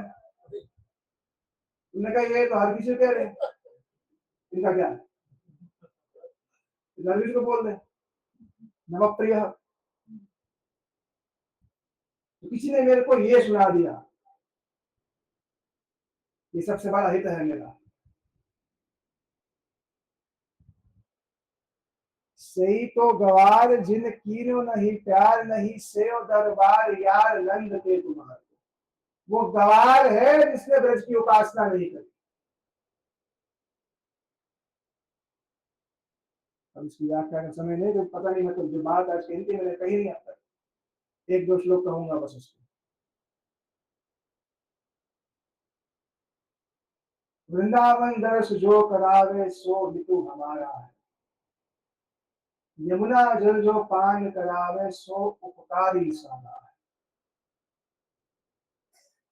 राधा माधव छवि चखावे सो अखियन को तारा है। ललित किशोरी जो युगल मिलावे सोई प्रीतम प्यारा है। जो श्रीमती राधिका और श्री कृष्ण से मिलन करा, मेरे अंतर्मन में उन छुपे हुए भावों को श्री प्रिया प्रीतम के लिए प्रकट करा दे। पहले से है वो भाव, बाहर से नहीं आएंगे। प्रत्येक जीव के भीतर बीज रूप में कृष्ण प्रेम पहले से ही है, चाहे वो पापी हो चाहे कुछ कर रहा हो इस समय, उससे मतलब नहीं। अब अर्थ नहीं है वो पाप करो, वो पाप करोगे ढक जाएगा फिर। पर कृष्ण प्रेम प्रत्येक जीव के भीतर है। वर्तमान में उसकी क्या दशा है वो अलग विषय है। तो उद्धव जी ने ब्रज के उस मंगलमय प्रकोष्ठ को देखा, ये अक्रूर जी ने देखा, और तब सुबह सुबह उठ करके, अभी दोनों पक्ष साथ चल रहे हैं। दुष्टारथम शातकौम कस्यामिति च अब्रुवन्। शातकौम स्वर्ण का रथ देखा नंद जी के घर के बाहर। किसने देखा? गोपी जनों ने देखा। अक्रूर आगतम किम वा यह, कहीं अक्रूर फिर तो नहीं आ गया है, हमारा पिंडदान करने के लिए फिर तो नहीं आ गया, प्राण तो ले गया था। स्वर्ण के रथ को देख करके मन में आया, कहीं श्याम सुंदर तो वापस नहीं आए। इतनी जल्दी स्वर्ण का रथ, अच्छा हमें दिखाने के लिए कि हम यदुपति हो रहे हैं। जो व्रज विधिनों में बिना पादुकाओं के भ्रमण करते, आज वो अपने यदुवधिपति स्वरूप को स्थापित करने के लिए स्वर्ण का रथ भेज रहे हैं। कस्यामिति किसका रथ है ये, कहीं अक्रूर तो नहीं आ गए। तब सब गोपियां मिलकर के नंद महाराज जी के द्वार पर आए, और वहां पर उन्होंने श्री अक्रूर जी, श्री उद्धव जी को देखा। तम वीक्षय कृष्ण अनुचर स्त्रियः अनम्ब बाहु नवकंजलोचनम् पीतांबर पुष्कर मालिनम् लसित मुखारविंद मणिष्कुंडलम्। जैसे श्री कृष्ण ना उद्धव न्यूनो अभी, तृतीय स्कंद कहा गया, कृष्ण ने श्री उद्धव जी के विषय में कहा है, ये मेरे से बिल्कुल भी कम नहीं है। मेरा जैसा रूप, जैसा मेरा वर्ण, वैसे उद्धव जी दिखते बिल्कुल।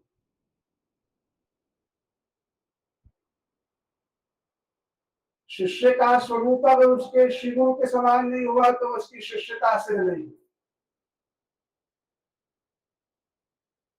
शिष्य की वाणी में अगर श्री गुरु का परिचय ना मिले तो पता चल जाओ किसी और दिशा में जा रहा है। इसका मतलब सुन नहीं रहा उनको। जिसकी सुनेगा वही तो कहेगा, जिसका खाएगा उसी के गुण गाएगा। तो अक्रूर जी के श्री उद्धव जी का स्वरूप कैसा? तम वीक्षय कृष्ण अनुचर, कृष्ण से अनुचर स्त्रियां, व्रज स्त्रियों ने देखा। समस्त ब्रजवासियों में भी ब्रज स्त्रियों का महत्व। प्रलंब बाहु, बड़ी बड़ी भुजा है जैसे श्री कृष्ण की है। नव कंजलोचन, अभूतपूर्व श्री उद्धव जी के नेत्र। पीतांबर, पीतांबर धारण किया हुआ है। दूसरों ने विचार किया पीतांबर कहाँ से मिल गया? ओहो, जाने से पहले दिया होगा, या ये दिखाने के लिए कि मेरे अनुचर मेरी ही तरह होते हैं। मणि मुष्ट कुंडलम, कुंडल इत्यादि पहन रखे, आकार प्रकृति बिल्कुल कृष्ण की भांति। केवल दो चीज नहीं थी, मोर मुकुट नहीं था और वंशी नहीं थी, सब था। जो इस स्वरूप को देखा, गोपजनों ने विचार किया कि ये श्री कृष्ण ने सांत्वना देने के लिए अपने किसी दूत को भेजा, अपने किसी दूत को भेजा है। शुचि स्मिता या विस्मित स्मिता विस्मित होकर के कह रही है कि पुष्कर मालेना, ये माला इनके गले में कहां से आई?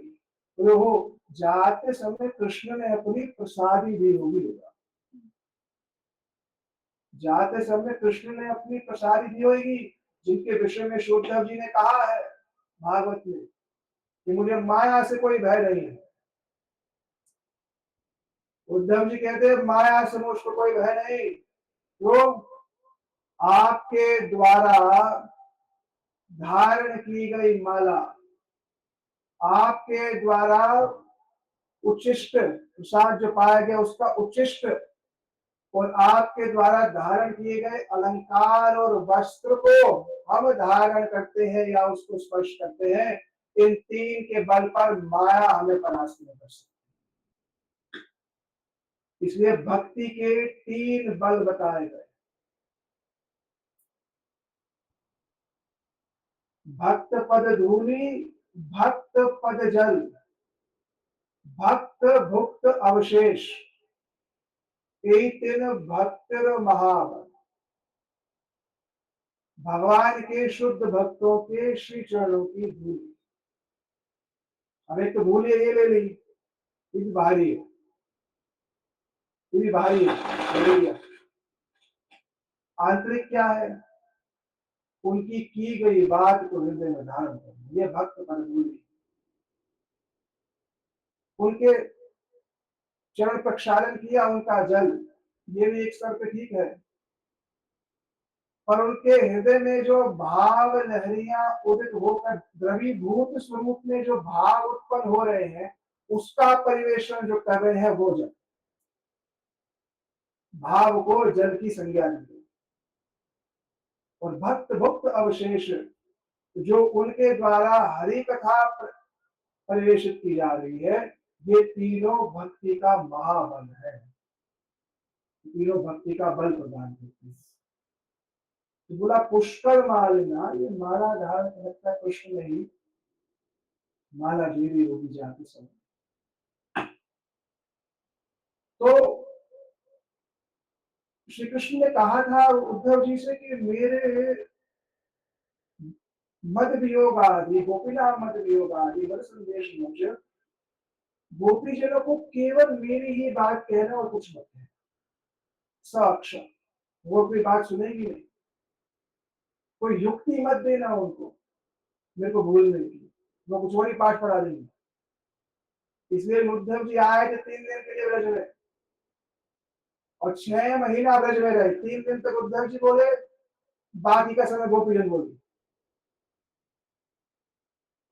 3 दिन तक बोलने के पश्चात सोचा ये समझ गई उद्धव जी, आप जिन श्री कृष्ण की बात कर रहे हैं हम उस कृष्ण को नहीं जानते।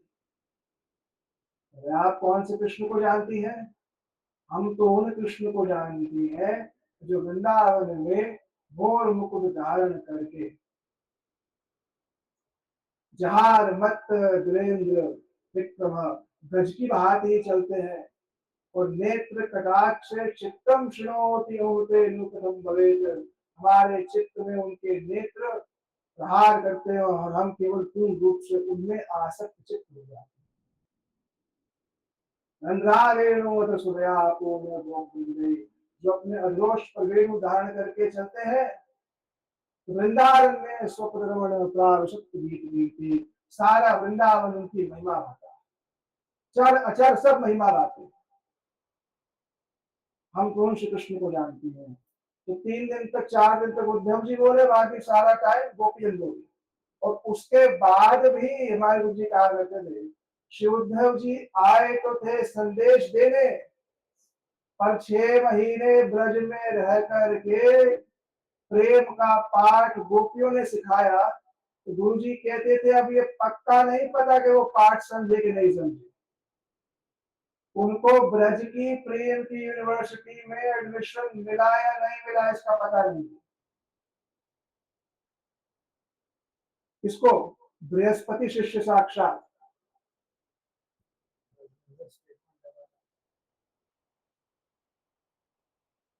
मिल भी गया हो, क्योंकि अभी तक उद्धव भी तपस्या कर रहे हैं गोवर्धन में घास बन के, उद्धव कुंड में। गुरु जी कहते थे अज्ञात है, मिल गया वो नहीं मिला और बात को बात हमारा अधिकार नहीं है कहने का। और आचार्यों ने कहा है कि उद्धव जी के माध्यम से ब्रज गोपियों की महिमा सारे जगत में पता चले। इसलिए उद्धव जी भगवान को कितने प्रिय हो, कितने प्रिय होंगे श्री उद्धव जी को ये कह दिया ये मुझसे बिल्कुल न्यून नहीं, जिनके विषय में ये कह दिया कि मुझे श्री ब्रह्मा जी इतने प्रिय नहीं, मुझे शिव जी इतने प्रिय नहीं, मुझे स्वयं में प्रिय नहीं, मुझे अपनी आत्मा इतनी प्रिय नहीं, मुझे लक्ष्मी जी उतनी प्रिय नहीं, उद्धव आप मुझे इतने प्रिय। ये वाक्य भगवान के हैं, इसलिए उनको भेजा था, क्योंकि वो ब्रज का माधुर्य और उनका ऐश्वर्य दोनों जाए। अब जब स्वरूप को देखा श्री उद्धव जी के आपस में इकट्ठी हो गई, इति स्मा सर्वा विवर उत्सुका, सबने आकर के उद्धव जी को घेर लिया। लगता है कोई संदेश लेकर के ही आप आए हैं वहां से। तो जब गोपीजनों ने उद्धव जी को घेर लिया तो पहले तो उनका बड़ा आदर सत्कार किया, क्योंकि जो संदेश देना था वो एकांत में दिया जा सकता था। तो जन सामान्य से विजातीय लोगों से दूर हो, और उद्धव क्यारी नामक स्थान है नंदगांव में, वहां जाकर के मिलन हुआ। बैठे, आसन दिया, आसन भी भूमि पर ही दिया और उद्धव जी ने उसको स्वीकार किया। कुब्जा के प्रसंग में भी आएगा, कुब्जा ने भी आसन दिया था, उद्धव जी ने उसको स्वीकारा पर बैठ भूमि पर गए। ऐसे ही गोपीजनों ने आसन दिया, भूमि पर बैठे, लज्जा युक्त भी है गोपीजन और उत्सुक भी हैं कि आप उनके विषय में क्या बोले। श्रीमद सुखदेव जी मानो गोपीजनों के पक्ष में कह रहे हैं कि विद्याय संदेश हरम रमापते, माने गोपीजन कह रही है रमापति का संदेश लायो। असूया भाव है यहाँ पर, असूया माने द्वेष है। अब कृष्ण रमापति हो गए। अभी तक तो वृंदावन चंद्र थे, तो बोले रमापति का संदेश लायो, क्या हमारे लिए? रमापति शब्द से क्या? अरे रमा आगे विवाह होगा उनका, वो सेवा करेगी, उनका संदेश लाए हमारे लिए। अच्छा कृष्ण जानी तुम पार्षदम यदुपते आगत, यदुपति का संदेश लाए हो। अब सारे कैसे वचन बोल रहे हैं,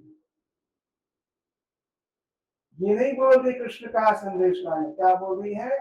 यदुपति, वो यदुवंश के जो शिरोमणि हैं, जो महिषियों के द्वारा घिरे रहते हैं, उनको हमारी याद कैसे आती? वो यदुपति, उनका संदेश लाए हो। अच्छा हमारे लिए थोड़ा लाए हो। कृष्ण ने क्षण में हमारे साथ संग को तोड़ दिया, और उनको याद आया होगा कि माता पिता के प्रति भी उनका कुछ उत्तरदायित्व है। तो कहा ये तो गुण है, बुरे गुण नहीं है, लौकिकता निर्वाह के लिए सिर्फ भेजा है, लोग क्या कहेंगे इसमें भेज दिया। जगत में निंदा ना हो उनकी, बड़े चतुर है, जगत में उनकी निंदा ना हो। मानो कह रहे हैं मैं तो यदुपति हूं, मैं कैसे जा सकता हूं उस स्थान पर जहां मेरे लिए कुछ नहीं।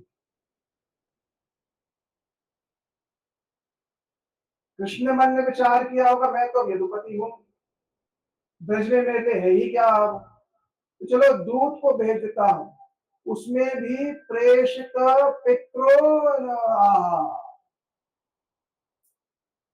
प्रिय चिकीर्षया, उसमें भी श्री नंद जी और यशोदा जी ने संदेश भेजा होगा, हमारे लिए तो नहीं भेजा होगा। और वो भी इसलिए भेजा होगा कि लोक में निंदा ना हो जाए, मैं क्षण में छोड़ के चला गया, उनकी चातुरी है बच्चे के बीच से।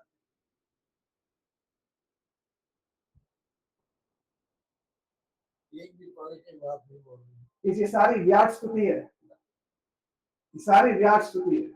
स्तुति तो हो रही है पर ब्याज स्तुति है, मान ऊपर दिख रहा है कुछ और। बोला कि ये तो बड़े चतुर हैं, भेजा होगा माता पिता के लिए, तो आप माता पिता के पास युद्ध जीने का वंश को कह रहा हूं। अन्यथा ब्रजपते तस्य, अन्यथा इस गोव्रज में, अन्यथा गोव्रज तस्य रम्यानी न चक्षम है, वरना इस ब्रज में, इस गोकुल में, ज्ञानंद गांव में कृष्ण के लिए कोई भी रमणीय वस्तु है ही नहीं। यहाँ पे केवल गाय है, वहां तो महल है, यहाँ तो कुंड इत्यादि है, बस प्राकृतिक, जो पूरा का पूरा अभूतपूर्व सौंदर्य ऐश्वर्य है वहां पर। तो वहां की महिषियां तो सर्वकला युक्त है, हम में तो कुछ गुण है नहीं। हम तो कुछ नहीं देखती कि कृष्ण के लिए यहाँ पर आने का कोई कारण भी है, इसलिए केवल आपको भेज दिया है लौकिकता के निर्वाह के,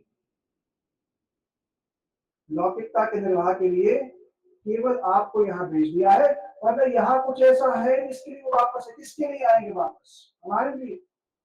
हमारे साथ तो उनका कोई संबंध ही नहीं है, ना दाम्पत्य संबंध है, ना कोई बंधुत्व का संबंध है। क्योंकि अगर, और उद्धव जी के सामने गोपीजन एक क्षण में इतनी सारी बात क्यों कह रही है, क्यों संकोच नहीं हो रहा है? इसलिए नहीं हो रहा है क्योंकि कृष्ण की माला इत्यादि पहन करके कृष्ण ने संकेत दे दिया था कि ये मेरे ही समान है, अपने सारे मन की बात कहना। कृष्ण की इतनी निकट सेवा करने वाले तो मेरे भावों को जानते हैं, सारे मन की बात कह देना। तानी ता यानी यानी यानी तानी समृत स्मृत्य, संस्कृत कृष्ण की सब बात याद करने लगी। बोले अगर हमारे साथ उनकी मित्रता होती तो वो क्षण में हमें छोड़ करके जाती। कृष्ण के साथ हमारा संबंध पता है कैसा है, कैसा था? जैसे एक भंवरे का संबंध एक कमल के साथ होता है। भंवरा कमल पे आता है, मधुपान करता है, छोड़ देता है। और इसमें दोष किसका है, भंवरे का कि कमल का? भंवरे का दोष है। तुम्हारे बोले दोष हमारा नहीं है, उनका। भंवरा कमल पे आता है, मधुपान पे चला जाता है, मधु नहीं है। ऐसे ही हमारा संबंध उनके साथ। अब इसमें कोई प्राकृत भाव मत कर लेना, ये कोई प्राकृत नायक नायिका का विचार नहीं है, जगत के हीरो हीरोइन की बात नहीं हो रही यहाँ पर। समझ लिया कृष्ण को कृष्ण वैसे है, ये सब अपराकृत बात है। बोले जैसे एक यज्ञ हो रहा है, ऋतविष को दान दिया, ये चला गया, यज्ञ पूरा खत्म। जैसे एक अध्ययन करने वाला अध्यापक से सीखा, दक्षिणा दी, चला गया। जैसे वन में पक्षी जो ही वृक्ष पर बैठा, फल लिया, चला गया, वृक्ष का क्या कोई परवाह नहीं। जैसे वन के पशु वन का आश्रय तब तक लिया जब तक वन में आग नहीं लगी। ऐसी अनेक संज्ञाएं गोपीजन ने दी और बोले जा रही है उनको। और क्या कर रही है? उद्धव जी के सामने रहकर के ये विचार नहीं कर रही कि हमें कुछ संकोच है, सब बात बोल रही है। गायंती प्रिय कर्माणि बुधंचश्च कैशोर बाल। कृष्ण की कैशोर लीला को भी गा रही है, बाल लीला को भी गा रही है। बाल्य क्यों गा रही है? मानो उद्धव जी से कह रही है बाल्य से हमारा संबंध है उनके साथ। कैशोर क्यों गा रही है? बोले वो हमारा निज रस है, इसलिए एक ब्रज रस से जिसका संबंध श्रीमती राधिका के दास रस में है, वो है तो मधुर रस का भक्त, पर वो भी बाल लीला गाता हुआ दिखेगा, वो भी बाल लीला गाता हुआ दिखेगा, चाहे रस उसका वो है। गोपीजन कह रही है हमारा बाल्यकाल से उनके साथ संबंध है।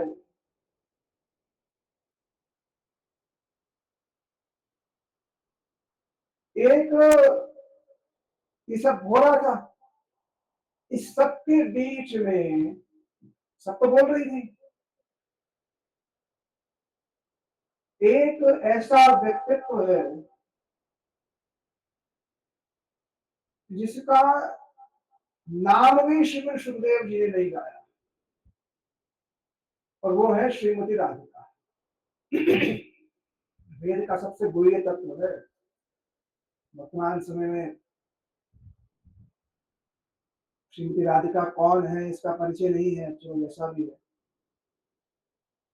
ये सब जब वार्ता हो रही थी, उद्धव जी को बता रही थी, काश्चित मधुकर दृष्ट्वा ध्यायन्ति कृष्ण संगमम्।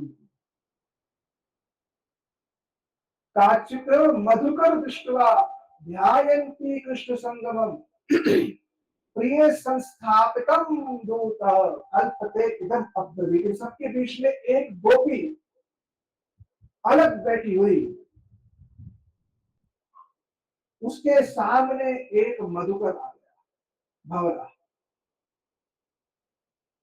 भंवरा आया, उस भंवरे को देखकर कह रही है ध्यायन्ति कृष्ण संगमम्। जो कृष्ण के ध्यान में पूर्ण रूप से आविष्ट है, या फिर जो ये ध्यान कर रही है कि हमारा परित्याग करके मथुरा रमणियों के साथ है कृष्ण समय। और काचित शब्द का अर्थ दिया, वो काचित कौन? वो काचित है श्रीमती राधिका। लोग कहते हैं राधा जी का नाम भागवत में नहीं, तो बोले काचित शब्द तो राधिका का नहीं है। बोले क माने प्रेम, आ माने आवेशित, और चित्त माने जिसका मन कृष्ण प्रेम में पूर्ण रूप से आवेशित है। उन श्रीमती राधिका ने एक मधुकर को देखा भंवर को, और भंवर को देख करके कहा मधुप चित बंधो, बोले हे उस छल करने वाले के मित्र तो यहाँ क्यों आया है। उद्धव जी सोच रहे ये भंवर से बात कर रही है, हमको बात कर रही है। बाकी बात तो कल ही बताऊंगा। काक्षित मधुकर दृष्ट्वा ध्यायन्ती कृष्ण संगम, प्रिय प्रस्थापितम दूत, प्रिय ने दूत भेजा है भंवर के रूप में। अब बात तो भंवर से कर रही है, कहना उद्धव जी चाहती है। प्रिय प्रस्थापितम दूतम कल्पति इदम अब्रवीत, और कैसी चित्र जल की बात, 10 प्रकार के जल पाए वहां पर। जल माने का अर्थ है कि जहां पर प्रिय की किसी मित्र को देख करके प्रणय और रोष एक साथ व्यक्त हो जाए, उसे जल्प कहते हैं, चित्र जल्प कहते हैं। ये गौड़ीय साहित्य है भैया, प्रणय और रोष एक साथ उसे। और ऐसे 10 प्रकार के जल्प की कथा श्रीमती राधिका, जिनका नाम भी राधिका नाम भागवत नहीं है, उस भंवर के माध्यम से श्रीमती राधिका ने क्या क्या बातें कही कि भागवत गुड़, चील के सामने गुड़ रखो उसको समझ में नहीं आएगी। निराकारवादियों को भागवत समझाने जाओगे, वो सुनने के बाद भी क्या बोलेंगे, हाँ निराकार, उनकी बस की नहीं समझ, उनको छोड़ दो। ब्रह्मवादियों का ग्रंथ नहीं है ये। ब्रह्मवादी चाहे इसका पाठ भी करें, जो भगवान का रूप नहीं मानते, वो चाहे इसका पाठ भी करे तो भी भागवत में प्रवेश नहीं है उनका। क्योंकि ये किसका ग्रंथ है? परमहंसों का ग्रंथ है। कौन परमहंस? वो परमहंस नहीं जो भगवान को शून्य मान रहे हैं, वो परमहंस जो भागवत जी रूपी समुद्र से परम माधुर्य रस को निकाल करके जगत को पोषण करा रहे, वो परमहंस। परमहंस, हंस लोग कहते हैं, हंस कौन? जो दूध और पानी को, और दूध पानी अलग नहीं करता, दूध पीता है, पानी अपने आप अलग हो जाता है। मधुर रस का पान करता है, तर्क वितर्क निराकारवाद ये वो सब अलग हो गया। ये है पिबत भागवतम रसमालयम मूढ़ रसिका भुवि भावुकाः। ये ग्रंथ सामान्य नहीं, केवल संक्षेप में कुछ कहा। कितना समझ में आया कितना नहीं आया वो तो आप लोग जाने, और ये केवल दृष्टांत है सिर्फ। और ऐसी परंपरा में दीक्षित होने का महागौरव है कि ऐसे लोगों ने स्वीकारा। संभव नहीं था इस जीवन में, तो महापुरुषों ने कुछ अनुग्रही दिखता है उन लोगों का। हम लोगों ने भ्रमर गीत की सारी बात सबके सामने नहीं कही जा सकती, कुछ बात करूंगा, पर अद्भुत बात है। हाँ? इन काले लोगों पर विश्वास नहीं करना चाहिए, भंवर को कह रहे हैं। विविधे बाण मारा था पीछे से, बाली को मार दिया बाण, इस काले पे विश्वास मत करना। दूसरी आई, मुझको स्वीकार लो सिर्फ, अरे मनाही करते थे। स्त्रिय कृतम निरूपा, स्त्रियां काम में नाम, नहीं स्वीकारना था तो नाक कान की काटी छोड़ देते, नाक कान की काटी। और तीसरा हाथ जोड़ करके आया, मैं सब कुछ देने को तैयार हूं, और 3 पग मांग रहा, बलिम बली मत्वा अवचेष ध्वंस, उसका ध्वंस कर दिया। तो किसी ने कहा जब वो ऐसे हैं राधिका से कि 3 पग में सारी भूमि ले लेते हैं, पीछे से बाण मार जाते हैं इत्यादि, ये कृष्ण के अलग अलग अवतारों का वर्णन कर रही है, तो उनकी कथा बंद कर दो, फिर मत बोलो उनके बारे में। फिर अगर ऐसे ही है वो तो मत बोलो। तद अलम असित सखे दुष्करे तत्व कथा, हम सब छोड़ सकते हैं पर उनकी कथा नहीं छोड़ सकते। राधिका का बात की, इसको तो कल इसका थोड़ा और विस्तार जैसे भी होगा, जो बातें सार्वजनिक कही जा सकती है, मैं बड़े ही गुप्त रूप में सारी बात कर रहा हूँ। सारे शब्दों को अधिकार भी नहीं है कहने का, और श्रोता का भी उतना स्तर नहीं है इनके आंतरिक अर्थ को समझने। ठीक है, तो आज यही इसको शेष करते हैं। कृष्ण गुरुदेव की जय, श्रील प्रभुपाद की जय, समस्त रूपान गुरु परंपरा की जय।